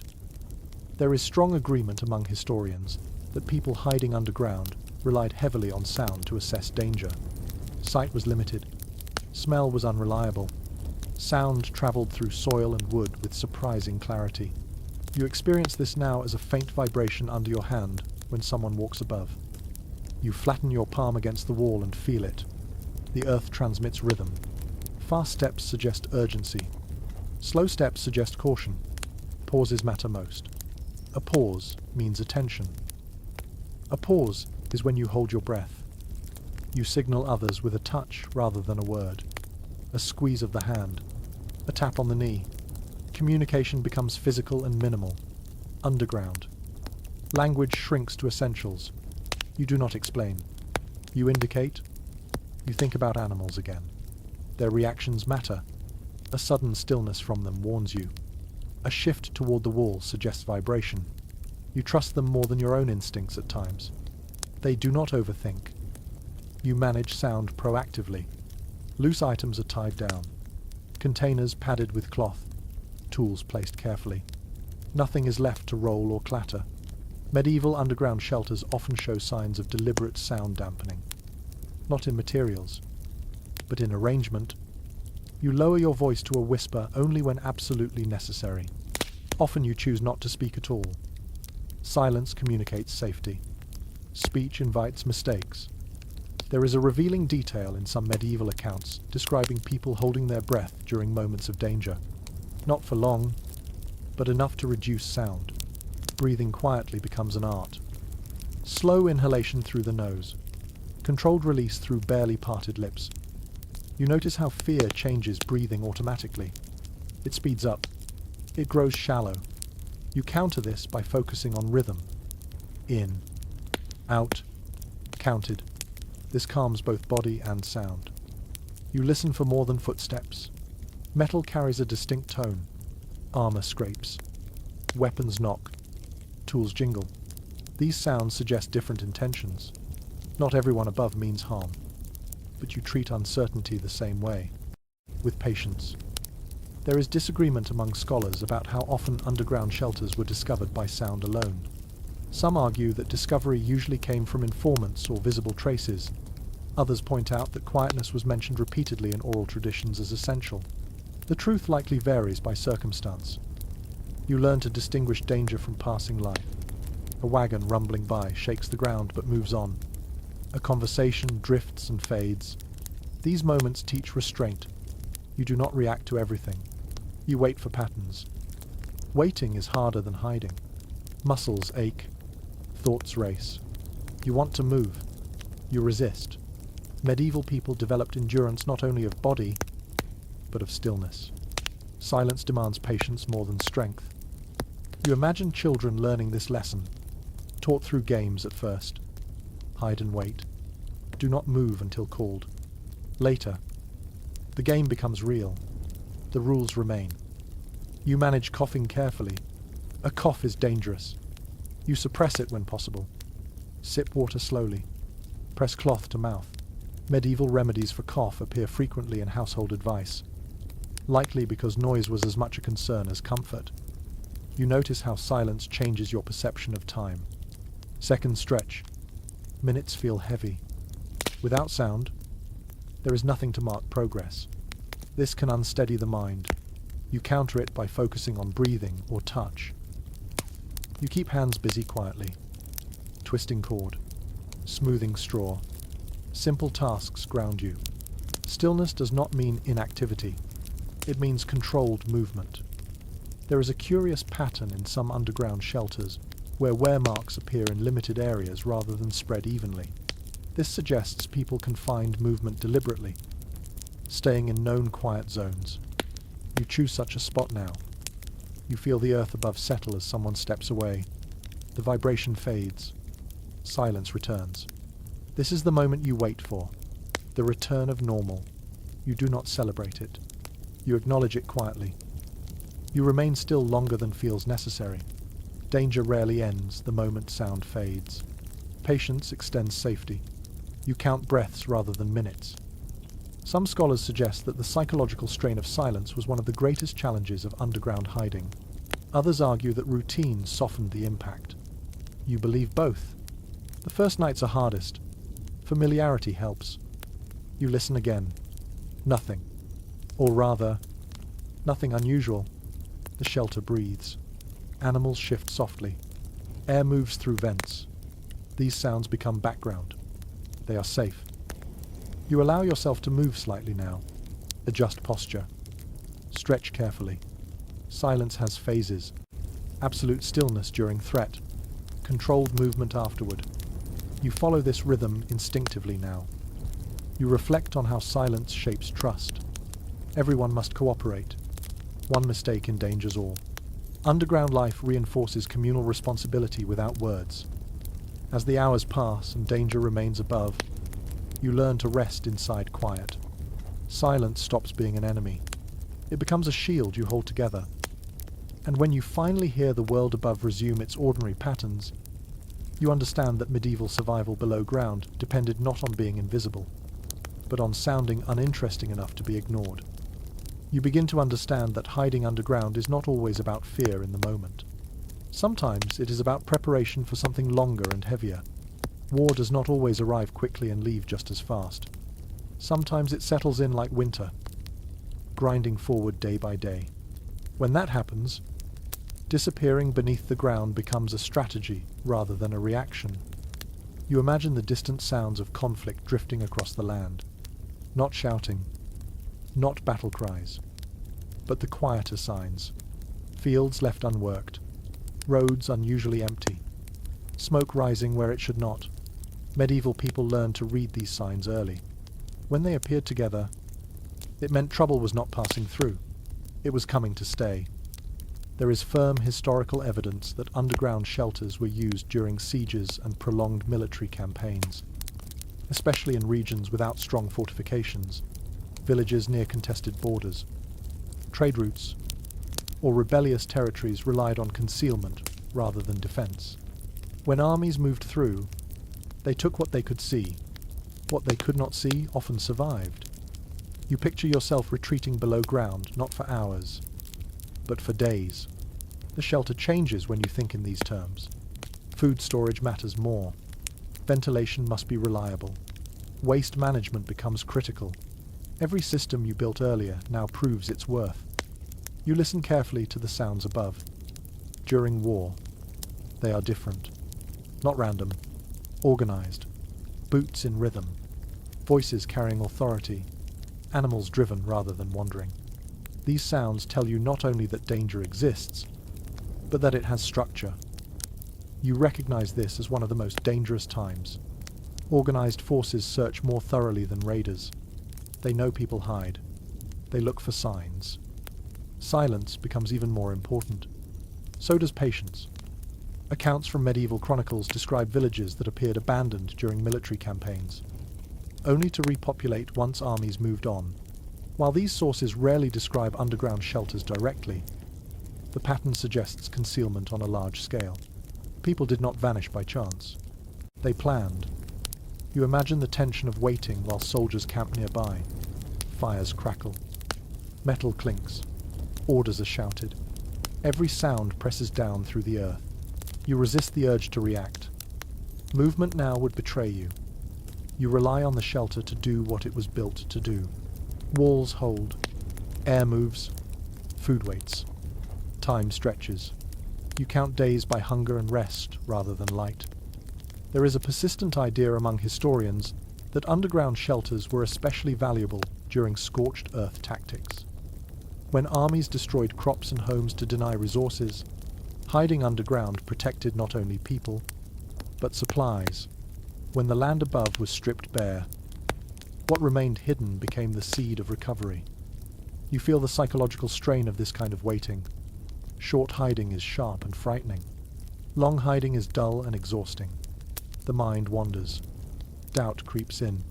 You counter it with routine. Checking vents, rearranging stores, cleaning quietly.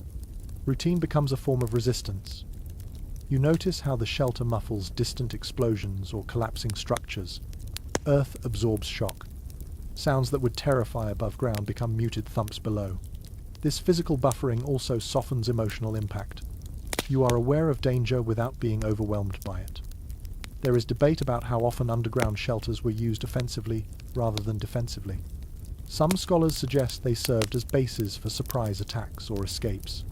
Others argue their primary value was endurance, not action. Sitting here, you understand why endurance mattered more. Survival was victory enough. You imagine emerging briefly at night to gather information or supplies. These moments are calculated, quick, quiet. The shelter remains your anchor. You always return before dawn. Above ground is temporary. Below ground is home for now. You listen for changes in sound patterns. Camps that grow quieter may signal departure. Increased movement may signal preparation. You learn to read these shifts without seeing them. Sound becomes your window to the outside world. There is a small but telling detail in some medieval narratives, where people describe knowing an army had left, not by sight, but by silence. The sudden absence of noise felt unnatural at first. Only later did relief arrive. You imagine that moment now. You manage morale underground. Fear spreads quickly in enclosed spaces. You keep voices low but calm. You share food evenly. You remind yourself and others that waiting is working. Panic solves nothing. You think about children again. Long hiding tests them differently. They grow restless. They ask questions. You answer softly, honestly, without detail that fuels fear. Medieval families depended on trust and reassurance more than explanation. You monitor the shelter closely during extended stays. Moisture builds. Air shifts. You adjust as needed. War does not pause for maintenance. But neglect shortens survival. You do what you can with what you have. Some researchers argue that underground shelters influenced patterns of medieval settlement. encouraging dispersal rather than concentration. Smaller communities could hide more effectively. Larger ones drew attention, whether intentional or not. The landscape reflects this logic. You imagine the first tentative emergence after days or weeks below. You do not rush. You listen. You test the air. You lift the entrance, covering only slightly. Light spills in, harsh and unfamiliar. You blink and wait. Above ground, the world looks changed. Tracks in the soil, broken fences, empty spaces where homes stood. The shelter did its job. It preserved life. Not property. That distinction matters. You understand now why underground shelters were rarely spoken of openly. Admitting their existence weakened their value. Secrecy extended beyond use. It became cultural habit. As you settle back underground one last time, waiting for full certainty before leaving, you feel the weight of history in the soil around you. Countless others waited like this, quietly, patiently, determined to outlast forces larger than themselves. And in that waiting, beneath layers of earth and time, medieval survival proved that endurance, not confrontation, was often the strongest response to war. You begin to notice something subtle as the days underground pass. Not everyone uses this hidden space the same way. The shelter itself may look similar from the outside, but the reasons people come here, and how they behave once inside, can differ quietly and profoundly. You imagine a peasant first, someone whose life above ground revolves around fields, seasons, and obligations that cannot be refused. For them, the dugout is insurance, a place to protect grain from collectors, a place to protect children from raiders, a place to protect the body when winter sharpens its teeth. Their movements underground are practical. They count food, they check walls. They plan for return, not escape. There is ample evidence that rural peasants relied on hidden spaces to preserve surplus beyond what lords expected to see. Grain concealed underground could mean the difference between hunger and survival. This practice appears indirectly in tax records that do not align with actual population survival rates. People lived on something that was not officially there. You picture a monk next, not in a grand abbey, but in a remote religious house or hermitage. For them, the underground space feels different, less about hiding from violence, more about separation. Silence already shapes their days. Darkness already carries meaning. Underground rooms become places of contemplation as much as refuge. Some monastic sites show evidence of sunken rooms used for prayer, storage, or isolation. These spaces were not secret in the same way peasant shelters were, but they shared techniques: earth insulation, low light, stillness. The underground offered withdrawal from the world without complete disappearance. You imagine how a monk moves here, slowly, deliberately, less concerned with noise, more with ritual. The shelter holds a different emotional weight, not fear, but discipline. Then there are outlaws, people who cannot safely remain visible, debt fugitives, bandits, rebels. Their relationship with underground spaces is the most complex. For them, hiding is not temporary. It is a way of life. You picture someone living close to the margins of the law, using the shelter as a base. They move in and out often. They prioritize entrances and exits. They keep supplies light and portable. They care less about comfort and more about speed. There are scattered accounts and local legends describing bandits vanishing into hillsides or forests, pursued and then lost. Archaeology rarely confirms these stories directly, but certain underground structures far from settled areas suggest prolonged use by people avoiding society rather than protecting it. You feel the difference in how such a person would arrange the space. Less order, more readiness. Food packed for movement, bedding minimal. Tools near the entrance. The shelter feels tense, even when empty. There is ongoing discussion among scholars about whether these underground spaces served specific social groups or whether they were shared across communities as needed. The evidence suggests flexibility. A peasant shelter one season could become an outlaw refuge another. The earth does not care who uses it. You imagine moments when these worlds overlap. A monk offering shelter to villagers during conflict. A peasant quietly aiding someone hiding from authority. Underground spaces blur social boundaries. Titles matter less when everyone breathes the same air in the dark. You notice how behavior adapts. Peasants focus on group survival. Monks focus on inner discipline. Outlaws focus on awareness and escape. The shelter accommodates all three. But it does not change them. It reveals them.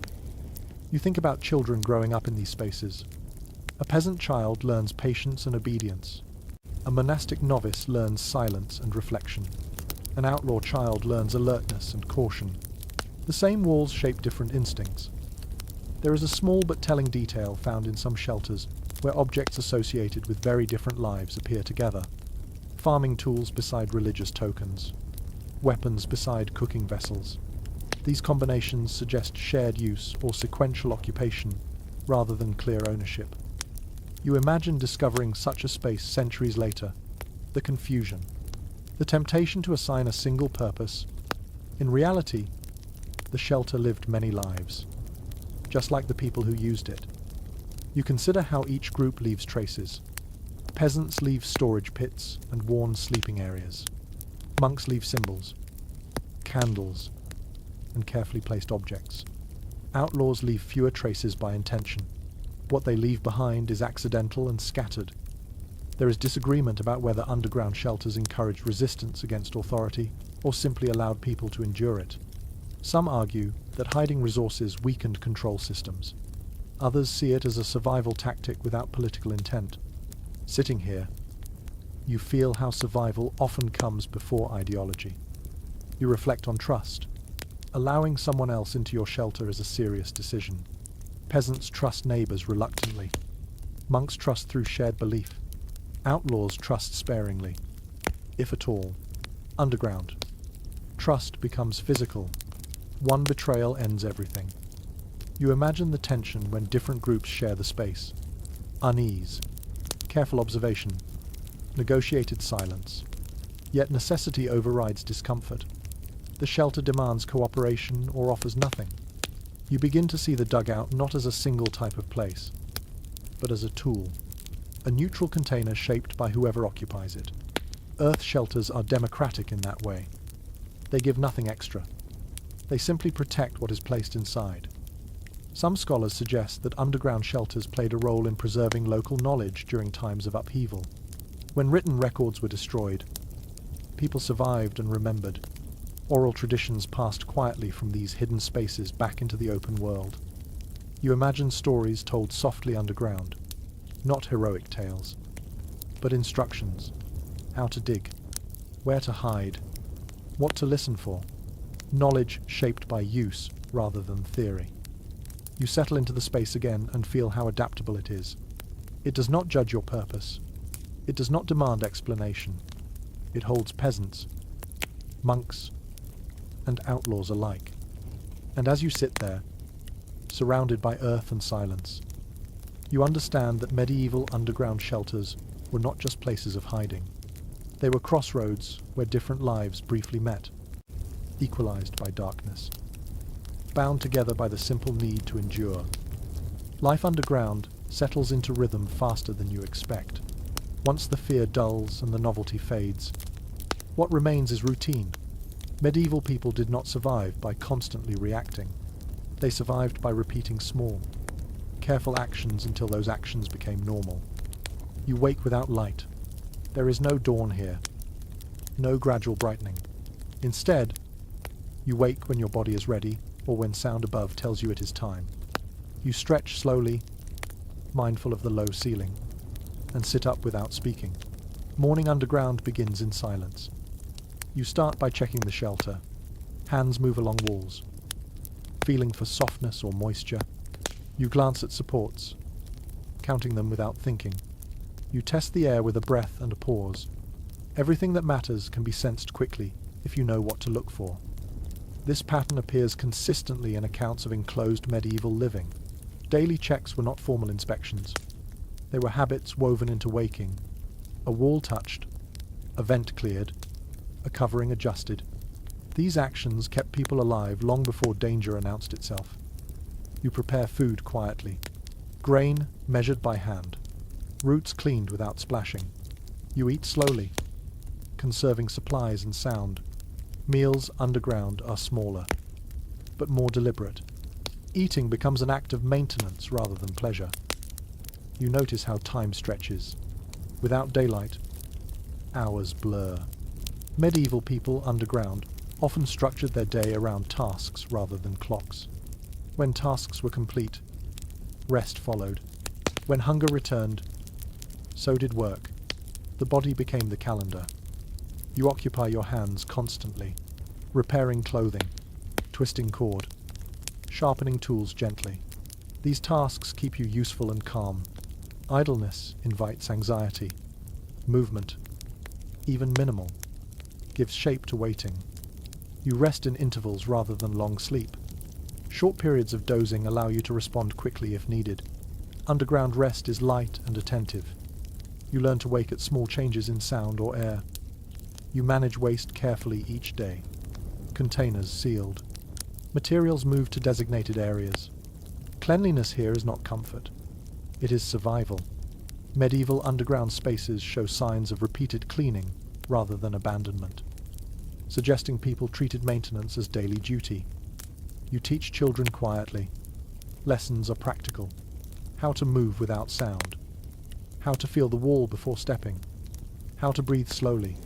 Learning underground is not abstract. It is immediate and embodied. You notice how emotions change. Fear fades into alertness. Boredom creeps in. You counter it with routine. Routine steadies the mind. Medieval survival depended as much on mental endurance as physical strength. There is evidence from some underground shelters that people marked days using scratches, knots, or small piles of objects. Not everyone did this, but it suggests a need to track time during longer stays.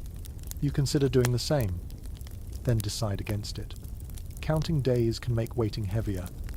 You listen for familiar sounds above. The return of birds, the rhythm of ordinary footsteps. These signals tell you more than sight ever could. You learn which sounds mean safety and which demand continued hiding. You adjust your body to the space. Knees bend differently. Movements shrink. Posture adapts. Underground living reshapes how you carry yourself. Medieval bodies were already accustomed to labor. They adapted quickly to confinement. You think about prayer, reflection, or quiet thought. Some people fill time with these. Others focus on practical tasks. Both approaches appear in underground contexts. The shelter does not dictate how you cope. It only limits distractions. You share space carefully. People take turns resting. Voices remain low. Disagreements are postponed rather than resolved. Conflict underground threatens survival. Medieval communities learned restraint through necessity. You check food stores again, not because you forgot, but because repetition reassures. Supplies feel more secure when confirmed regularly. You adjust portions based on expected duration, even if that duration remains unknown. You feel the absence of sky most sharply during moments of rest. The mind drifts upward, imagining open space. You acknowledge the feeling, then return to what is present. Longing serves no purpose here. You notice how quickly the shelter becomes familiar. The darkness stops feeling heavy. The walls feel known. This familiarity reduces stress. Unknown spaces frighten. Known ones comfort, even when confined.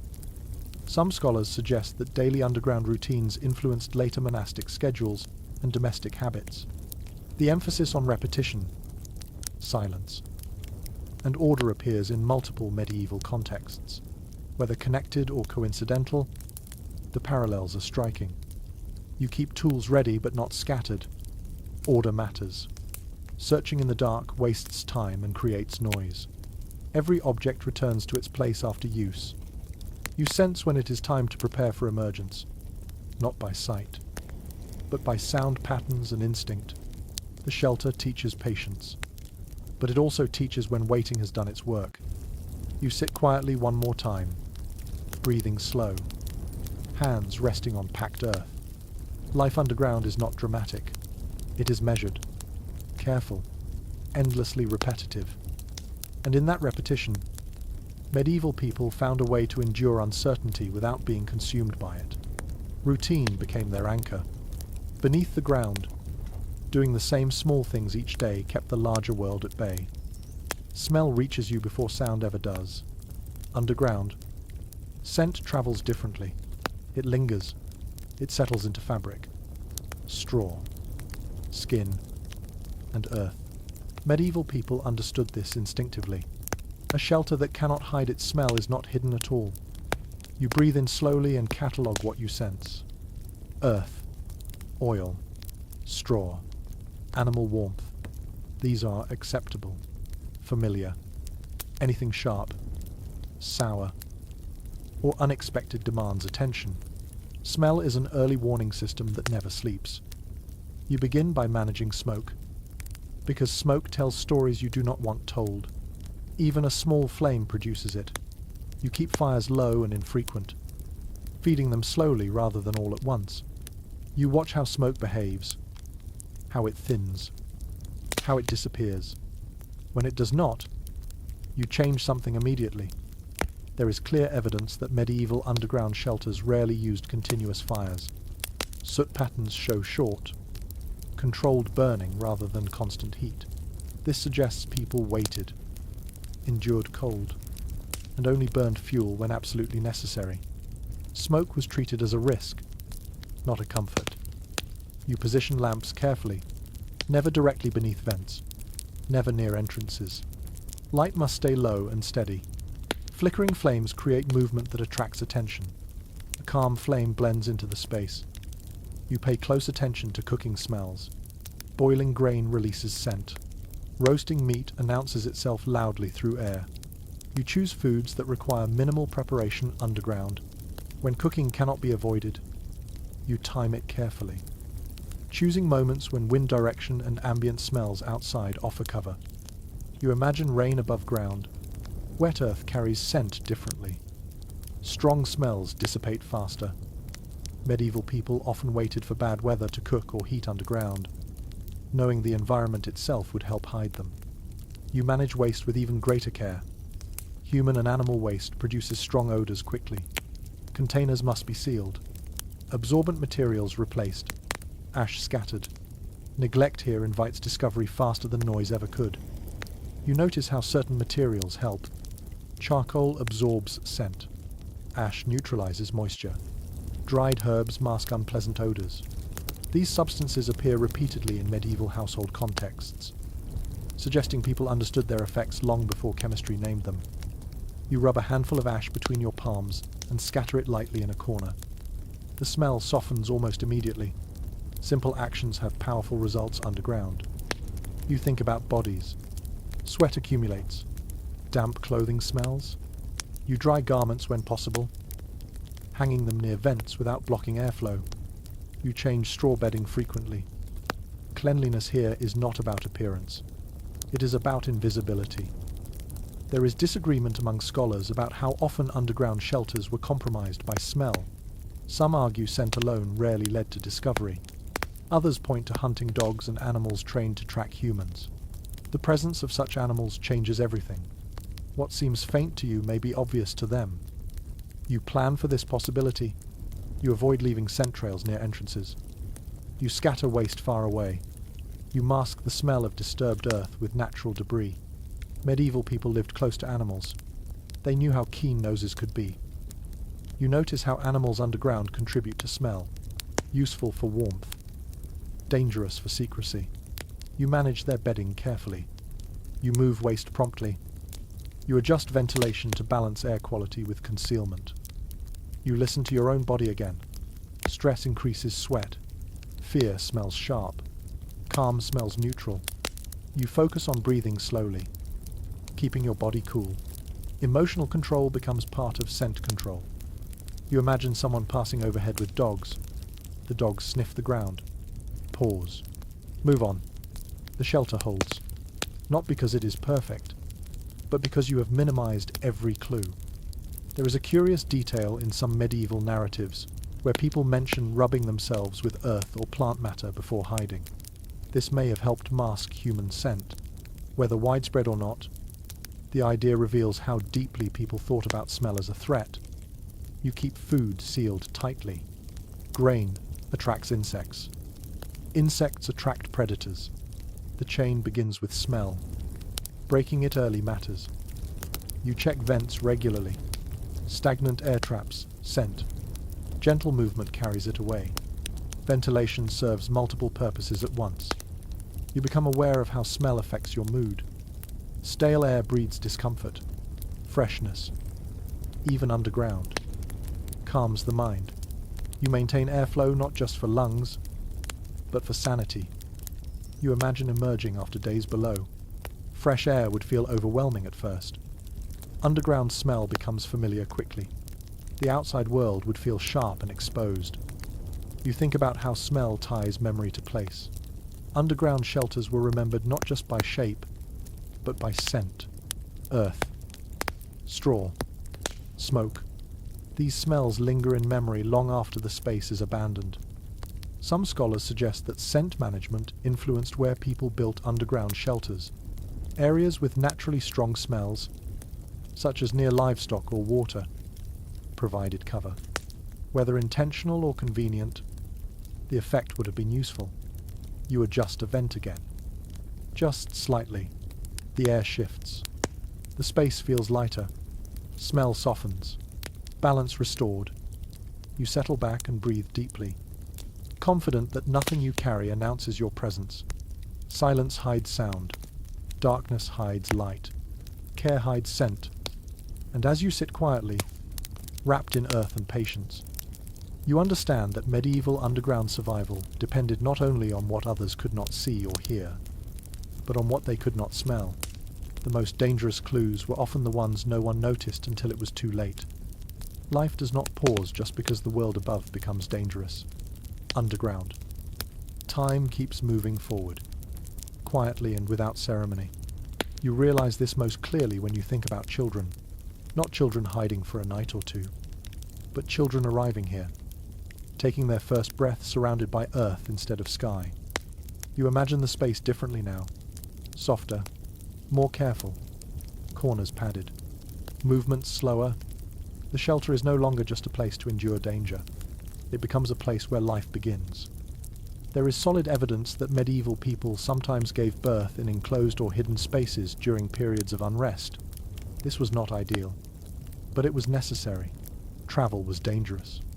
Exposure invited discovery. When the time came, the shelter had to be enough. You picture the tension of that moment. Pain managed quietly. Voices kept low. Breath controlled. Underground birth demanded calm under pressure. Panic risked sound. Sound risked everything. You prepare the space differently. Straw laid thick. Clean cloth set aside carefully. Water kept ready. Heat managed gently. Medieval birth practices relied heavily on experience rather than written instruction. Knowledge passed from one woman to another, whispered and remembered. You feel how the shelter's steady temperature helps. No biting cold. No harsh wind. The earth buffers extremes. This stability mattered more than comfort. A child born here begins life in a controlled environment. Even if it feels confined. You think about light. A small lamp turned low. Enough to see. Not enough to attract attention. Shadows dance softly on the walls. The darkness does not frighten you now. It feels protective.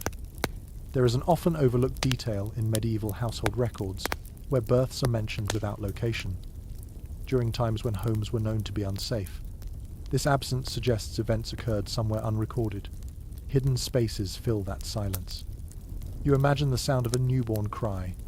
Brief, urgent, dangerous. You prepare for this. Cloth to muffle sound. Gentle pressure. Calm voices. Medieval midwives were skilled at managing these moments. Silence was part of care. You feel the weight of responsibility in that first cry. A new life announces itself instinctively. Unaware of risk. You act quickly, not harshly. guiding the sound down rather than stopping it entirely. Life must breathe. You balance necessity with secrecy. You notice how the shelter feels different after. Warmer, fuller, more fragile. A baby changes priorities. Food planning shifts. Ventilation matters more. Cleanliness becomes critical. Underground survival becomes more complex, not less. You think about feeding. Breastfeeding is quiet and practical. It requires no tools. Medieval people understood its importance deeply. It sustained infants when other food sources were uncertain. Underground, it becomes essential. You manage waste carefully. Infant waste smells quickly. You respond immediately. Clean cloth replaced. Ash and herbs used. The shelter adapts again. There is discussion among scholars about how common underground births truly were. Some argue they were rare and exceptional. Others suggest they occurred more often than records reveal. Hidden by necessity, you feel how easily such moments could disappear from history. You imagine the child growing here, at least for a while, eyes adjusting to low light, hands learning the walls, sounds becoming familiar. The underground becomes normal before the outside world ever is. You think about naming, ceremonies postponed or altered, quiet blessings instead of public celebration. Medieval life adapted rituals to circumstance. Meaning did not vanish, it condensed. You notice how adults behave differently around a newborn underground. Movements become gentler, voices softer, patience deepens. The shelter becomes not just a refuge from danger, but a space of shared purpose. You worry about illness. Infants are vulnerable. Dampness and cold threaten them more than adults. You adjust bedding. Increase warmth slightly. Monitor air carefully. The margin for error narrows. You remember that medieval people often lived close to loss. Infant mortality was high even above ground. Underground did not guarantee safety. It offered possibility. Sometimes that was enough. You imagine the child's first memory being darkness and warmth rather than open sky. There is no evidence this harmed development. Humans adapt. The body learns what it is given. You consider the moment when the child is carried above ground for the first time. Light feels sharp. Air feels wide. Sound feels overwhelming. The world expands suddenly. The underground becomes a memory rather than a home. There is a quiet strength in knowing life continued even here. Not heroically. Not defiantly. Simply because stopping was not an option. You realize something important. Underground shelters were not only places of fear and waiting, they were places where life insisted on moving forward. Birth did not wait for peace. You sit quietly and imagine generations linked by these moments. A grandmother born underground during war. A mother hiding underground during famine. A child carried out into a changed world. Some historians suggest that these hidden beginnings shaped family stories passed down long after danger faded. Not written. Remembered. The earth itself became part of lineage. You feel the shelter differently now. Less like a hole, more like a womb. Temporary, protective, necessary. You breathe slowly and let that idea settle. Medieval underground life was not only about survival, it was about continuity. Even in darkness, even in silence. Life found space to begin. And as you rest there, surrounded by earth that has held both fear and first breath, you understand that one of the quietest acts of defiance in the medieval world was simply allowing life to continue, even below the ground. You feel the weight of stories as you sit quietly underground. Shadows cling to corners, and the walls seem to remember more than you could ever imagine. Here, whispers of superstition and belief linger just as strongly as the practical lessons of survival. Medieval people brought fear and wonder with them into these spaces, often blending caution with ritual. You imagine the hushed voices sharing tales of spirits, of ghosts inhabiting forests or hillsides above, of unseen watchers in the earth. Not everyone believed. Some treated such stories as warnings. Others treated them as truths. Either way, superstition shaped behavior. It guided where to dig, when to move, and how to act in moments of tension. There is clear evidence from folklore and surviving accounts that people often incorporated symbolic protections into underground shelters. Charms, amulets, crosses carved into walls, herbs hung to ward off evil. These objects were not purely decorative. They served as mental buffers against fear, helping those inside maintain focus and composure. You consider how superstition affects you now. Even imagined spirits demand awareness. You move carefully, listen intently, and handle objects with intention. You acknowledge their presence without surrendering to panic. The boundary between practical caution and belief is thin, but it matters. You notice how stories travel underground. A whispered warning in one shelter could appear in another village months later. Oral transmission carries lessons about what works and what fails. Medieval people learned from each other in ways that did not require writing or formal instruction. Knowledge spread quietly, often without attribution. An unusual observation from excavated sites shows small alcoves in some shelters that seem to have held talismans or charms. These were deliberately positioned near entrances or sleeping areas. They offered comfort, focus, and a sense of protection, even if the objects themselves held no physical power. They shaped behavior in measurable ways. You imagine someone waiting here during a storm, perhaps fearful of the world above and below, drawing strength from such tokens. A simple object in a dark space can shift attention from panic to action. You find yourself reaching for a small stone or piece of cloth, not as a charm, but as a focus, mirroring ancient practices instinctively. You notice the patterns of superstition are not uniform. One region emphasizes protective herbs, another, carved symbols, yet another, small rituals performed at intervals. These differences reflect local experience and belief rather than rigid doctrine. Medieval underground life was shaped as much by place and memory as by formal guidance. You think about how superstition interacts with human psychology. Fear of spirits or curses encourages caution. Checking the walls, monitoring vents, handling fire carefully, these practical habits are reinforced by imagined consequences. It is difficult to disentangle psychology from folklore. Both serve survival. You imagine the influence on children. Tales of unseen watchers teach them stillness and attentiveness. Stories emphasize caution without explicit instruction. Lessons are embedded in narrative, not lecture. Children absorb them naturally, practicing behavior that improves survival. Fear becomes functional rather than paralyzing. You consider the adults. Superstitions guide decisions subtly. Not every action is dictated by belief, but belief shapes perception. A shadowed corner may hold no spirit. Yet caution grows stronger when expectation is present. Vigilance increases. Mistakes decrease. There is ongoing debate among scholars about the role of superstition in underground living. Some argue it was a mental framework for managing risk. Others see it as reflection of genuine belief, inseparable from cultural context. Likely, it was both practical and symbolic, overlapping in complex ways. You notice that superstition also encourages social cohesion. Shared rituals, repeated quietly, create common understanding. If one person sees a warning sign, others respond similarly. Coordination improves without explicit instruction. Silent agreement emerges from shared belief.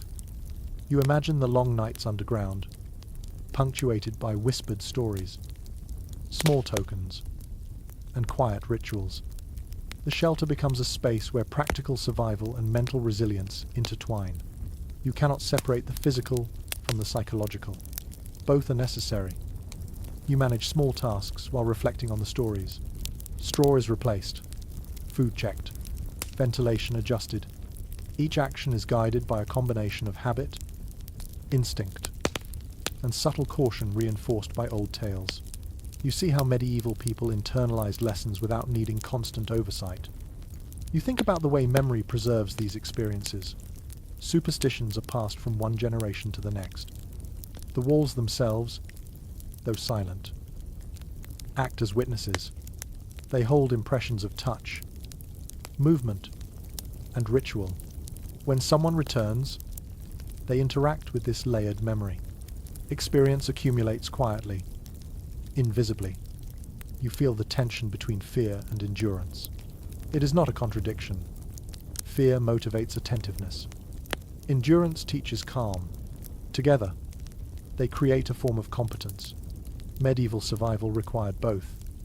You feel it in your own muscles and attention now. Decades later imagined. Centuries later lived. You listen to the shelter breathe with you. Tiny movements of air, shifts of straw, the faint scratching of animals. Shadows lengthen and shrink with minimal light. All are part of the environment, part of the ritualized life underground. You move carefully within it, attentive but not paralyzed. You realize that stories, superstitions, and habits all serve the same goal. They extend survival. They structure time. They focus attention. The shelter is both physical and mental space. Its boundaries are soil and belief. Its walls both earth and narrative. And as you sit quietly, wrapped in shadows and thought, you understand that underground life was not merely about avoiding danger. It was about maintaining focus, regulating emotion, and passing knowledge, practical or symbolic, from one person to the next. The deepest lessons are rarely written. They are lived and remembered in the dark. You feel the chill more sharply today, even with the shelter prepared carefully. Dampness clings to walls and floor, seeping into clothing and hair. The underground space protects you from many dangers, but illness remains persistent and insidious. Medieval people understood that staying alive meant more than avoiding raiders or exposure. It also meant avoiding the quiet enemies that grow in damp. In closed spaces, you begin by checking the bedding. Straw that is too damp can harbor mold or bacteria. You pat it with hands, lifting, fluffing, rearranging. Anything saturated gets replaced with dry materials set aside earlier. Medieval life above ground also contended with damp, but underground, the stakes are higher. Even small moisture can weaken health over days. You examine yourself and companions. Skin changes. Nails become brittle. Eyes slightly glassy. Small signs accumulate unnoticed until they become serious. Medieval people developed keen observation skills for health because formal medicine was limited, and a simple infection could become fatal. Awareness is as critical as food or warmth. You consider ventilation again. Stale air accelerates illness. You ensure vents remain unobstructed. You adjust covers to allow slow airflow without compromising secrecy. Air management becomes an essential part of survival strategy. It is not only for comfort, it directly affects life and death. There is substantial evidence from excavated underground sites that people paid careful attention to hygiene within these spaces. Small pits for waste, absorbent materials, separated zones for sleeping and working all reduced disease. Success relied on consistent effort, not luck. You repeat these routines methodically, knowing their importance. You prepare food with hygiene in mind. Grain is clean, stored elevated. Roots and vegetables remain in dry sand. Salted meats are wrapped and placed off the floor. Even minor contamination could spread quickly in a confined environment. Medieval survival depended on foresight and meticulous care. You check animals next. Animals provide warmth and companionship, but can also carry disease. Bedding is refreshed. Waste is isolated. Proximity is managed. You balance benefit and risk constantly. Medieval households understood this. Animals underground are partners, not threats. If managed correctly, you consider children and the vulnerable. Young bodies react quickly to damp and cold. You monitor their skin temperature, breathing, and sleep patterns. Comfort is relative. Protection is paramount. The shelter must support life in a holistic sense, not just concealment. You notice subtle sounds now. Coughs, sniffles, shifts of limbs. Each is noted. Action is measured. Intervening early matters. A warm drink, a small adjustment in bedding, a check of air all reduce risk. Medieval survival combined observation with subtle management of conditions. There is disagreement among scholars about how much medical knowledge influenced underground practices. Some argue it was purely intuitive. Others suggest folk remedies and passed down techniques were critical. You see both. Knowledge and instinct coexist here. They guide you without written instruction. You focus on maintaining movement. Stiffness worsens with damp and cold. Simple stretches, crawling along walls. Careful repositioning of bedding. These actions preserve circulation and reduce risk of infection or muscle strain. Movement is deliberate. Every motion counts. You check the storage area again. Food spoilage can contribute to illness. Moisture, pests, or mold can turn a vital resource into a hazard. You rotate supplies. Remove compromised items and ensure everything remains dry and accessible. Medieval experience teaches vigilance. You tend small fires carefully. Smoke must remain minimal to avoid attracting attention, but warmth is essential. A low ember can heat stones that radiate gentle heat for hours. This indirect warming is safer than open flames. Controlled heat prevents cold-related illnesses while preserving secrecy. You reflect on the psychological aspect of health. Fear increases stress hormones, which compromise immunity. Maintaining calm is not luxury, it is part of staying alive. Routine, small accomplishments, quiet observation, and shared responsibility all reduce stress. Medieval survival required both body and mind to cooperate. You imagine a long period of underground confinement. Winter stretches above. Raiding parties move through territories. Resources are limited. Maintaining health becomes a full-time occupation. The shelter's design supports this through organization, cleanliness, and adaptability. You notice how smell affects perception of health. Stale air, damp bedding, or contaminated food can produce nausea or anxiety. By managing scent, you indirectly support well-being. Medieval people recognized this intuitively, using herbs, ash, and ventilation to maintain both comfort and safety. You assess the impact of illness on morale. A sick child or adult shifts attention from security to care. The shelter's occupants must respond quickly, balancing care with concealment. Medieval families likely developed protocols for this. Observation, early intervention, and quiet action prevent panic.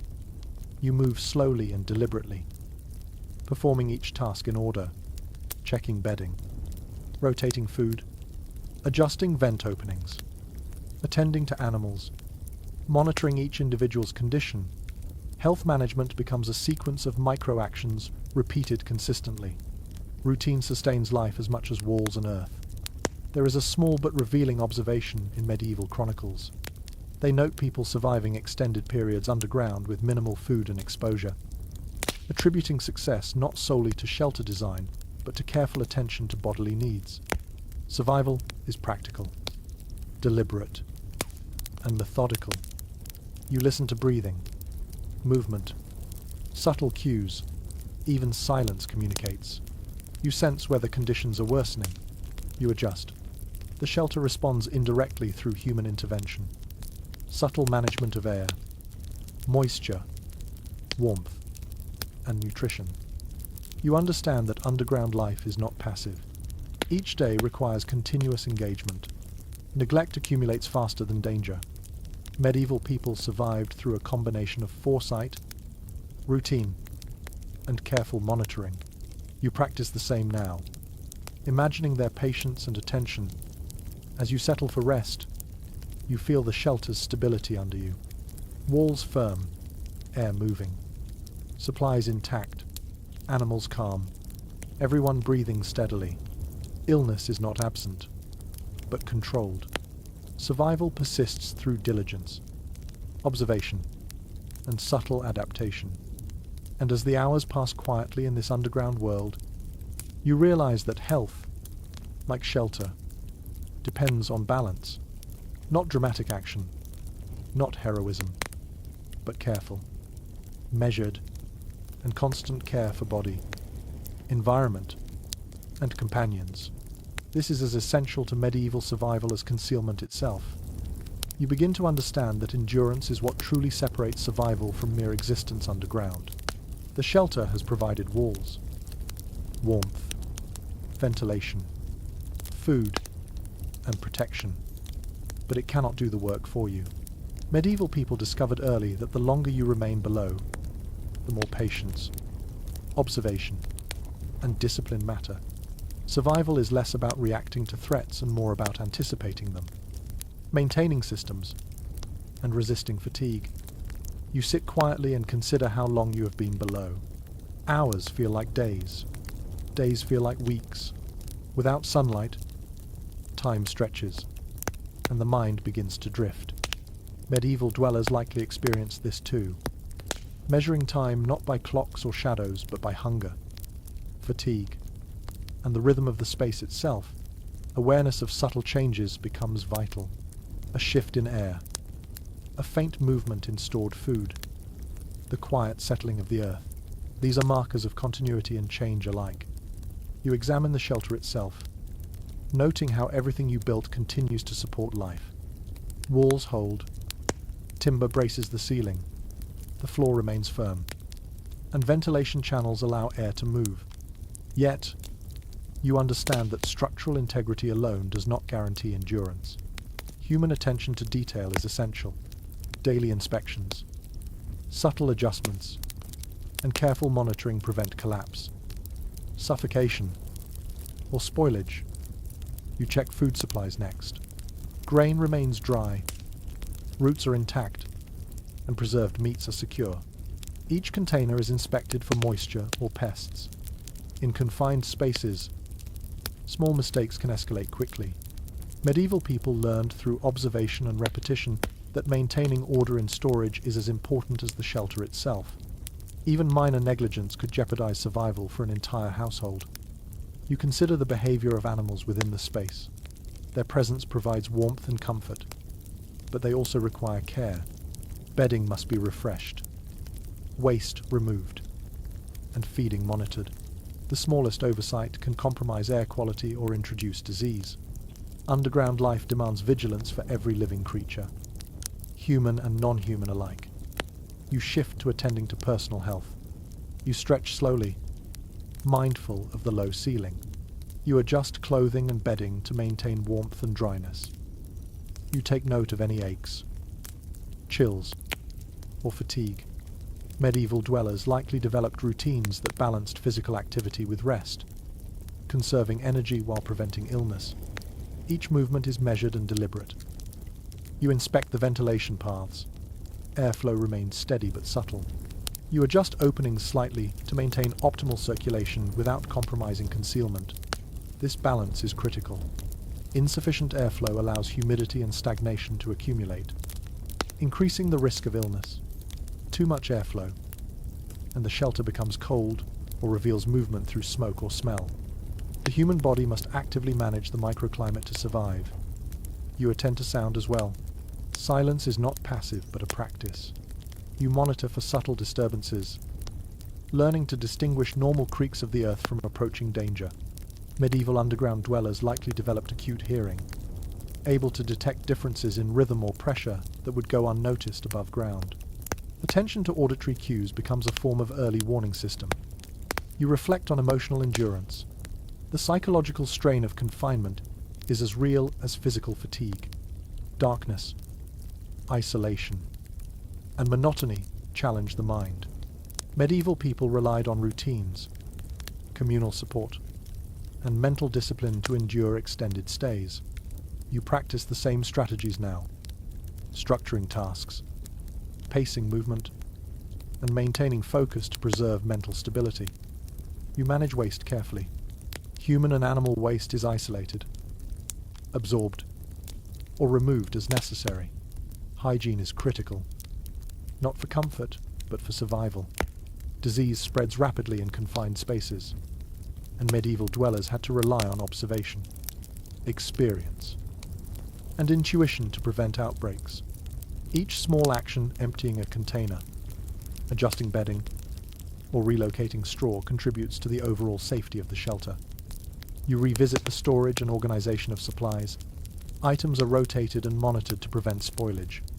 Herbs and absorbent materials are refreshed to maintain air quality and reduce odor. Medieval people understood that order and cleanliness, while not glamorous, are essential survival tools. The shelter is not merely a hiding place. It is a carefully managed system, dependent on continuous care. You monitor companions closely, whether human or animal. Their well-being affects the stability of the shelter itself. Fatigue, illness, or agitation introduces risk. You practice subtle interventions, repositioning, warmth management, and gentle reassurance. Social cohesion and attentive care are as vital as food or structural integrity. You consider the interplay between physical, environmental, and psychological factors. Each element affects the others. Moisture influences temperature. Temperature influences comfort. Comfort influences behavior and vigilance. Behavior influences sound, waste, and energy management. Medieval survival was not about controlling each factor independently, but about maintaining balance across the system. You test yourself against monotony. Boredom can erode focus and patience, leading to mistakes. You create small tasks, checking supports, rearranging bedding, measuring food, inspecting vents, observing animals. Each task provides structure and reinforces attentiveness, training endurance in ways that may have been invisible to outsiders. You imagine the shelter as a living system. It responds to attention, neglect, and care. Human action is essential to maintain equilibrium. The earth provides stability, but humans provide resilience. Medieval dwellers understood this intuitively. The shelter is only as effective as the care invested in it. You reflect on long-term adaptation. Extended underground life requires flexibility, foresight, and skill. Food management, hygiene, ventilation, warmth, and emotional regulation all interact. Survival is cumulative, dependent on repeated correct actions, small decisions, and careful observation over days, weeks, or even months. You listen to the faint sounds above and within, the settling of earth, the subtle movement of animals, the flow of air through ventilation channels. These cues provide feedback. Adjustments are made silently, methodically, and without urgency. Medieval people relied on this ongoing attentiveness to extend endurance.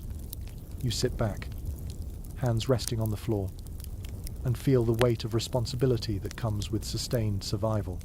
The shelter continues to protect, but only because it is tended. You realize that endurance is not passive. It is the sum of daily choices, repeated consistently over time. Survival depends on patience, observation, and quiet diligence.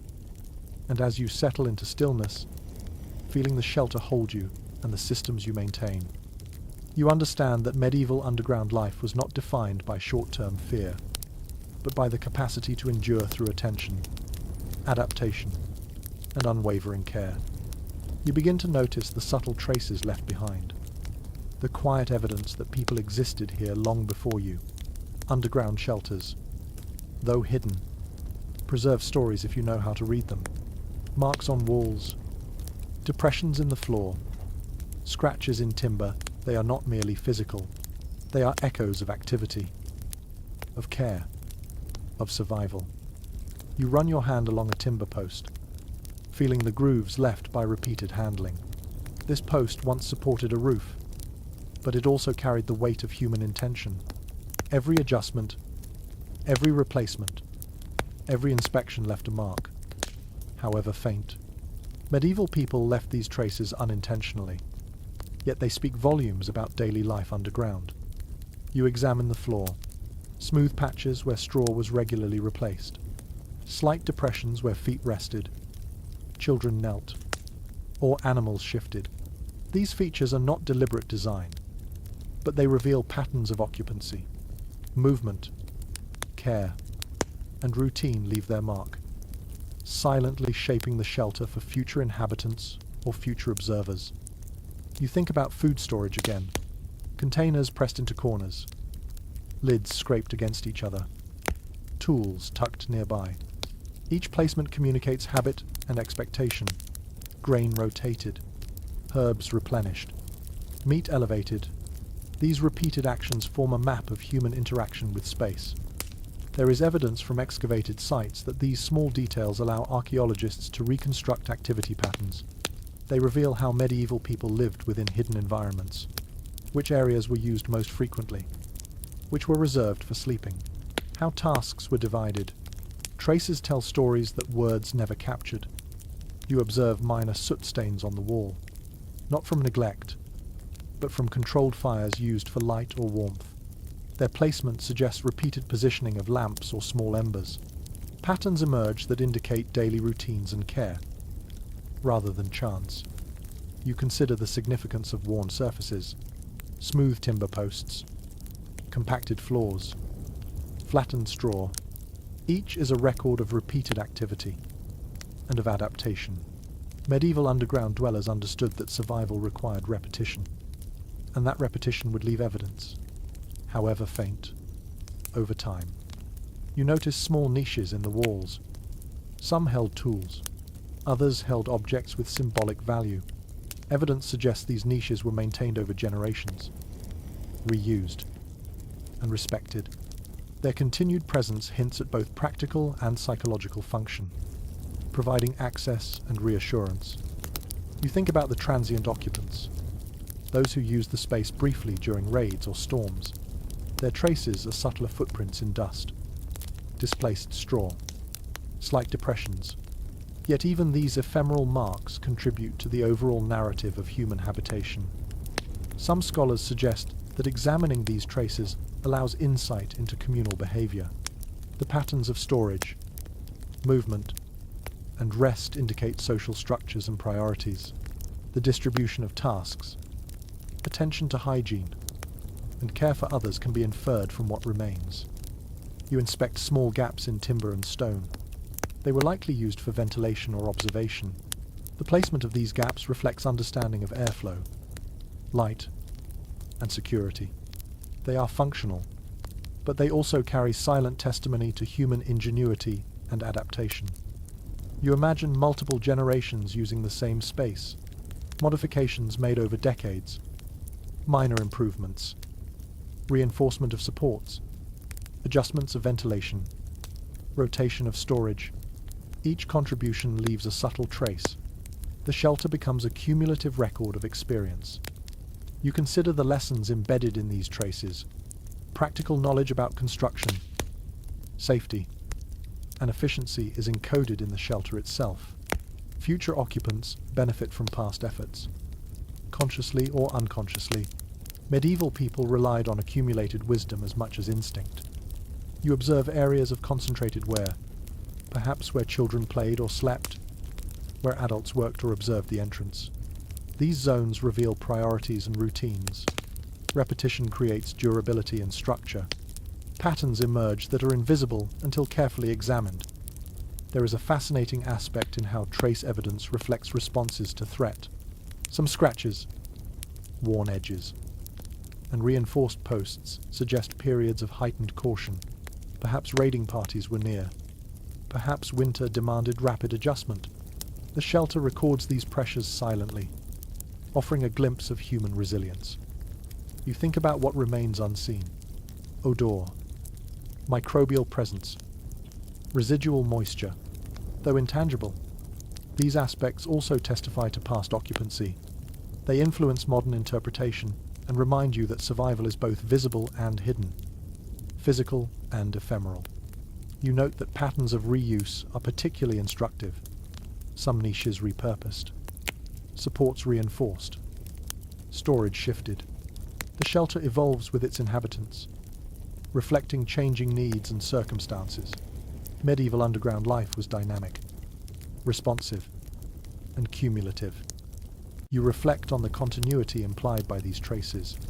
The same shelter may have hosted peasants, monks, and fugitives over time. Each left different patterns of use. Yet the space accommodated all. The earth absorbs these differences, creating a layered history, accessible only through careful observation. You pause, letting your hand rest on a smooth timber post. The shelter feels alive, not as a static hole in the ground, but as a record of human perseverance. Each trace, each worn surface, each carefully placed object speaks silently across generations. And as you sit quietly, surrounded by these subtle histories, you understand that medieval underground life left evidence not only in documents or stories, but in the very earth itself. These traces are enduring reminders of adaptation, patience, and the quiet ingenuity required to survive in hidden spaces. You begin to feel a rhythm to life underground, a subtle cadence dictated by the space itself. The shelter, with its walls of earth and timber, guides behavior as much as any rule or instruction. Each day unfolds in quiet repetition, checking the walls, rotating food, adjusting ventilation, observing animals, tending bedding, and listening intently for any sign of change above. Survival is not passive. It is structured, deliberate, and cumulative. You notice how movement itself becomes a form of meditation, kneeling to adjust straw, moving containers carefully, stretching to reach a corner, testing the air. Each action is small, deliberate, and meaningful. Medieval people likely understood this intuitively. Underground life fosters awareness, patience, and attention to detail, because every misstep carries consequences. You consider the management of light. Flames are kept low and controlled, just enough to perform necessary tasks. Excess light could reveal movement or create shadows that betray the presence of the shelter. You test a small lamp in a niche and observe how its glow barely illuminates the surrounding area, leaving edges in shadow. Light here is functional, not decorative. You think about the impact of sound, movement, conversation, and work are all conducted with restraint. Each scrape of timber, each step on compacted earth, each whisper is measured. Silence is a constant companion, guiding behavior and sharpening awareness. Medieval dwellers knew that a misplaced sound could undo hours of careful concealment. You check food stores again. Grain, legumes, preserved meats, and root vegetables are all intact. Each container is elevated or placed strategically to reduce risk from dampness, pests, or contamination. Rotation ensures nothing remains too long. Every small decision reinforces survival. Mistakes accumulate silently in enclosed spaces, so diligence is rewarded. Medieval people applied this logic consistently, turning careful attention into habit. You reflect on the presence of animals. They provide warmth, companionship, and subtle alerts to danger, but they require careful management. Bedding is refreshed, waste removed promptly, and movement monitored. Their behavior informs your own. Underground, you learn to move in concert with other living beings. Medieval shelters that incorporated animals demonstrate the interplay between human and non-human occupants, each dependent on the other for safety and comfort. You think about ventilation once more. Fresh air is critical to maintain health, reduce humidity, and minimize odors. Openings are positioned strategically, angled to prevent direct observation while allowing airflow. Small adjustments have immediate impact on comfort and safety. Medieval people relied on experience and observation to optimize these systems, long before scientific theory could explain them. You monitor hygiene closely, personal cleanliness, as well as care of bedding, containers, and surfaces, is essential. Contamination spreads rapidly in confined spaces. Medieval accounts suggest that regular attention to these matters significantly increased survival rates. You repeat these practices methodically, internalizing them as both precaution and ritual. You consider the role of observation. Every subtle change, air, moisture, sound, or animal behavior provides information. Vigilance is not constant tension. It is routine and practiced. Medieval dwellers depended on these cues to anticipate problems before they became crises. The shelter itself becomes a tool for gathering and interpreting data. You reflect on the psychological demands of prolonged underground living. Darkness, monotony, and confinement challenge mental endurance. Structure, routine, and attention to small tasks provide stability. Children and adults alike benefit from predictable patterns and shared responsibilities. Mental resilience is cultivated through repeated, intentional engagement with the environment. You examine signs of wear and usage in the shelter. Worn patches in the floor indicate where people slept or worked. Slight grooves in timber suggest repeated handling. Minor scratches or indentations reveal patterns of movement. These traces are the silent testimony of past occupants and offer guidance for present survival. You think about the flow of time in underground life. Without light or external cues, hours blur. Awareness is maintained through the repetition of routine, monitoring, and observation. Medieval dwellers likely relied on these micro-measures rather than clocks, allowing them to structure days despite isolation from the surface world. You attend to small environmental adjustments, bedding repositioned to maintain warmth, containers shifted to reduce damp contact, straw rearranged to absorb moisture. Each intervention is minor, yet cumulatively essential. Medieval life underground relied on consistent, attentive management of both tangible and intangible risks. You consider the interplay between safety, comfort, and adaptability. The shelter protects against immediate threats, but demands constant adaptation to changing conditions, shifting moisture, temperature fluctuations, varying air quality, and behavioral needs of occupants and animals. Endurance is as much about flexibility as it is about vigilance. You reflect on communal interactions. Cooperation is subtle but necessary. Shared tasks, silent communication, and coordinated care preserve both life and the structural integrity of the shelter. Medieval experience shows that social cohesion under stress was crucial for extended survival underground. You test your senses again. Air movement, faint smells, distant sounds, subtle vibrations. Each provides information about internal conditions and the external world.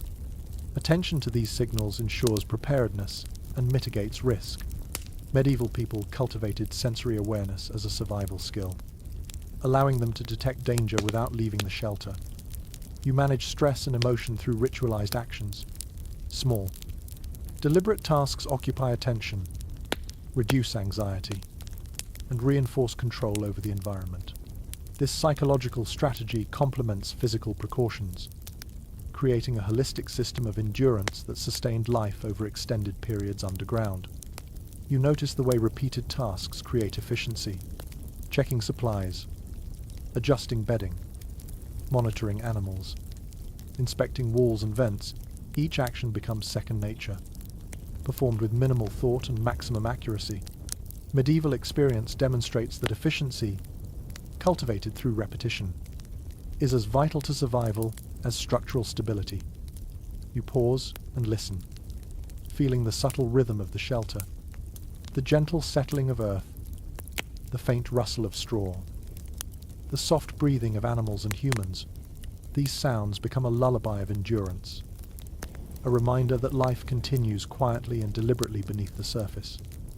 And as you reflect on these patterns of movement, observation, care, and attention, you understand that medieval underground life depended not only on the physical shelter, but on the discipline, awareness, and deliberate repetition of its occupants. Endurance, patience, and attentive practice define survival in these hidden spaces. You notice the subtle changes in air and temperature as the shelter settles through day and night.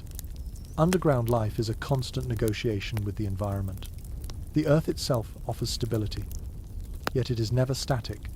Shifts in moisture, slight movements in soil, and seasonal temperature variations all affect comfort and safety.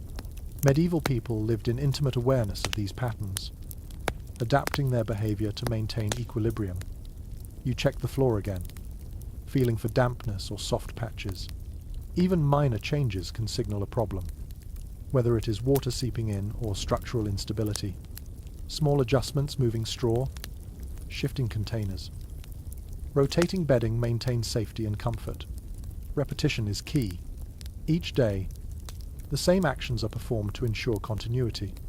Medieval experience demonstrates that endurance is cumulative. Small, consistent interventions prevent major crises. You examine the shelter walls. Timber supports remain firm, but faint cracks appear where stress has accumulated. You tap each post lightly, listening for hollow echoes. Any change indicates the need for reinforcement. Medieval dwellers likely developed an intuitive understanding of structural integrity through repeated interaction. Without formal engineering knowledge, you adjust each support carefully, ensuring it will bear weight without compromising silence or safety. You consider ventilation. Air moves through narrow channels, carrying warmth, moisture, and the faint sense of humans and animals. Even minor obstructions can reduce airflow and increase humidity. You clear small debris, adjusting openings to optimize circulation. Medieval people relied on subtle adjustments to maintain breathable air and minimize condensation. Attention to these details often determined life or death. Food management is equally critical. You inspect containers, noting grain, legumes, dried meat, and root vegetables. Items are rotated to prevent spoilage, and spoiled portions are removed promptly. Herbs or absorbent materials help control moisture and odors. Each action preserves not only nutrition, but also the overall hygiene of the shelter. Medieval survival relied on consistent, mindful care of supplies as much as concealment or structural integrity. You observe the behavior of animals sharing the space. Their presence provides warmth and comfort. Yet they introduce additional considerations. Bedding is maintained. Waste is isolated, and movements are monitored. Animals respond to subtle cues from humans and the environment. Medieval dwellers recognize this interplay, adapting spaces to accommodate life while maintaining order. You take note of sound. Even subtle noises carry meaning. Creaks, footsteps, the faint rustle of straw. The shifting of animals all provide information about the immediate environment. You move deliberately, measuring each action against its potential acoustic impact. Silence is cultivated as a skill, refined through observation and repetition. Medieval life underground demanded this kind of auditory awareness to prevent detection and maintain calm. You reflect on the psychological demands of extended underground stays. Darkness, monotony, and confinement challenge attention and resilience. Tasks are repeated deliberately, creating structure and stability. Small achievements, like securing a food supply or reinforcing a support, reinforce confidence and mental stamina. Medieval people relied on these practices to endure uncertainty and maintain control over their surroundings. You check personal health carefully. Clothing is adjusted to maintain warmth and dryness. You stretch to prevent stiffness and maintain circulation. Small injuries are treated promptly to prevent infection. Hygiene routines, even minor ones, significantly reduce the risk of illness. Medieval underground dwellers relied on routine and vigilance to protect physical well-being in spaces where exposure, dampness, and confinement increased vulnerability. You think about light. Lamps are positioned carefully, producing minimal illumination to perform necessary tasks while avoiding detection. Light sources are limited, controlled, and monitored. The balance between visibility and concealment is delicate. Medieval experience demonstrates that managing light strategically enhances both safety and comfort. You examine waste management. Human and animal waste is isolated, absorbed, or removed. Neglecting this introduces both health risks and detectable odors. Medieval dwellers employed simple but effective strategies: containers, absorbent materials, and careful disposal to maintain hygiene without drawing attention. These practices ensure the shelter remains livable over extended periods. You review the organization of the space. Items are stored systematically, accessible yet secure. Sleeping areas are separate from work or storage zones. Patterns of movement are deliberate, Medieval experience shows that maintaining order in confined spaces reduces stress, prevents accidents, and facilitates daily routines. You observe seasonal effects. Earth responds to temperature shifts. Ventilation adjusts naturally with convection. Humidity rises or falls. The shelter demands attention to remain comfortable and safe. Medieval dwellers relied on long-term observation to anticipate these changes and adapt accordingly. You monitor the psychological environment, routine, attention, and purpose mitigate the mental strain of confinement. Tasks provide structure, animals offer companionship, and quiet rituals reinforce a sense of control. Mental resilience complements physical endurance, ensuring continued capacity to respond to threats. You imagine the shelter as a living system. Every component: air, light, structure, supplies, inhabitants interacts. Success depends on continuous observation, adjustment, and care.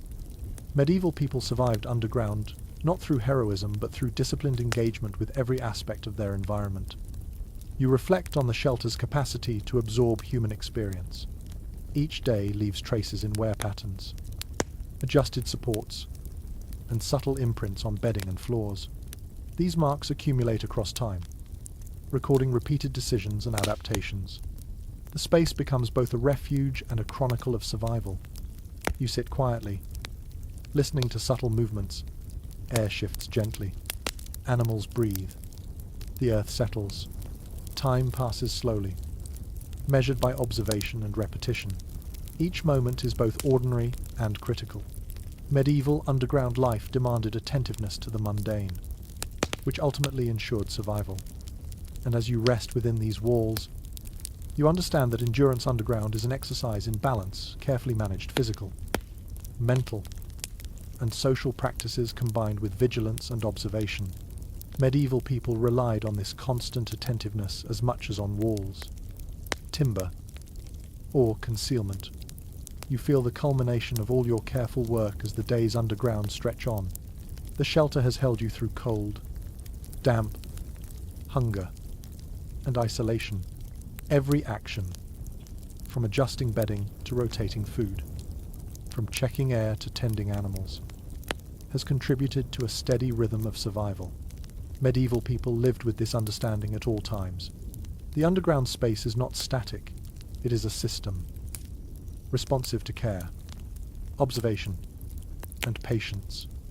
You begin by reviewing the structure.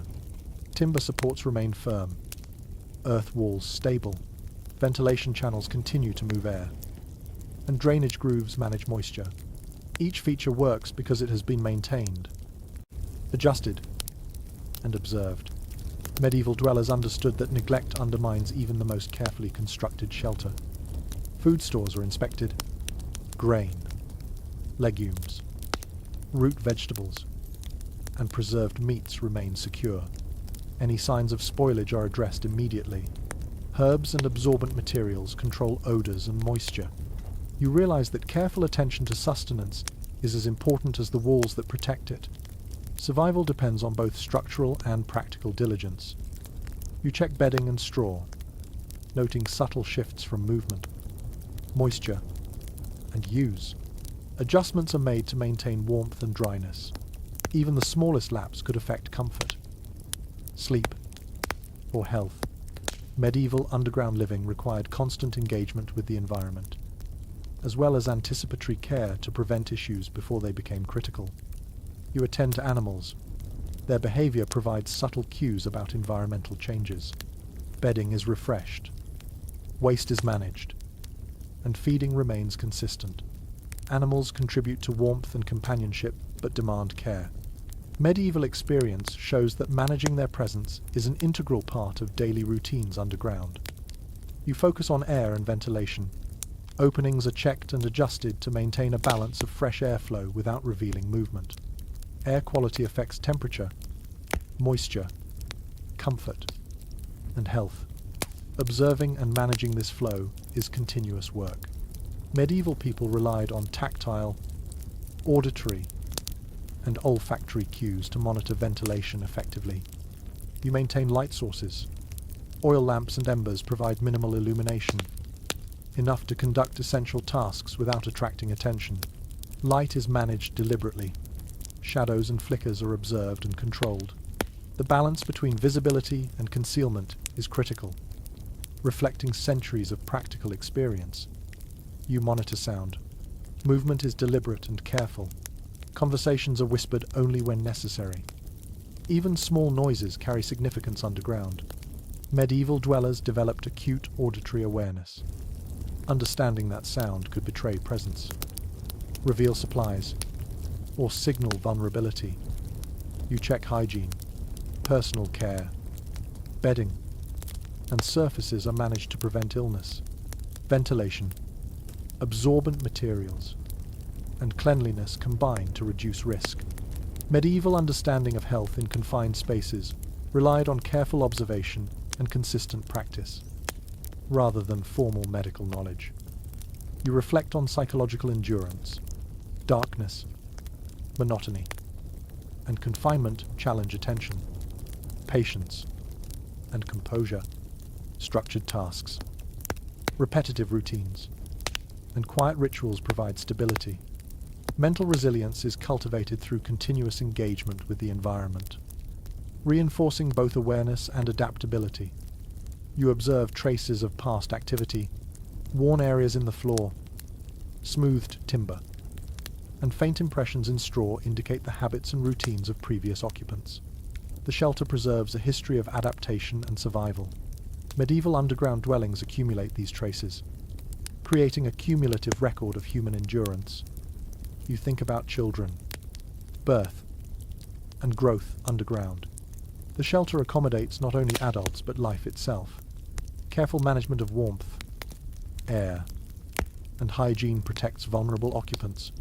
Medieval families balance the needs of the young with the challenges of concealment and limited resources. You consider superstition and belief. Talismans, symbols, and ritualized actions provide comfort, structure, and mental focus. These practices, interwoven with practical survival strategies, guide behavior and reinforce attentiveness. Medieval dwellers integrated symbolic protections into daily routines, blending psychology with practicality. You revisit your own movement and attention. Every action is deliberate, adjusting bedding, rotating supplies, checking air, monitoring animals, maintaining light, and controlling noise. Each contributes to equilibrium. Medieval life underground depended on this careful orchestration of activity, where even minor lapses could have cascading consequences. You notice the shelter itself responds to these actions. Earth walls settle quietly. Timber supports bear weight consistently. Air circulates as intended. Supplies remain functional. The space operates as a dynamic system, co-created by both structure and human care. Medieval people understood that their survival relied on constant participation in this system. You reflect on endurance. Survival is cumulative, built from countless small, deliberate decisions. Physical, environmental, and psychological factors intertwine. Medieval dwellers internalized this truth persistence. Observation and disciplined care matter more than bravery or luck alone. You consider emergence. The moment to leave is calculated, observing the world above, gauging environmental conditions, and ensuring that health and supplies remain adequate, all inform timing.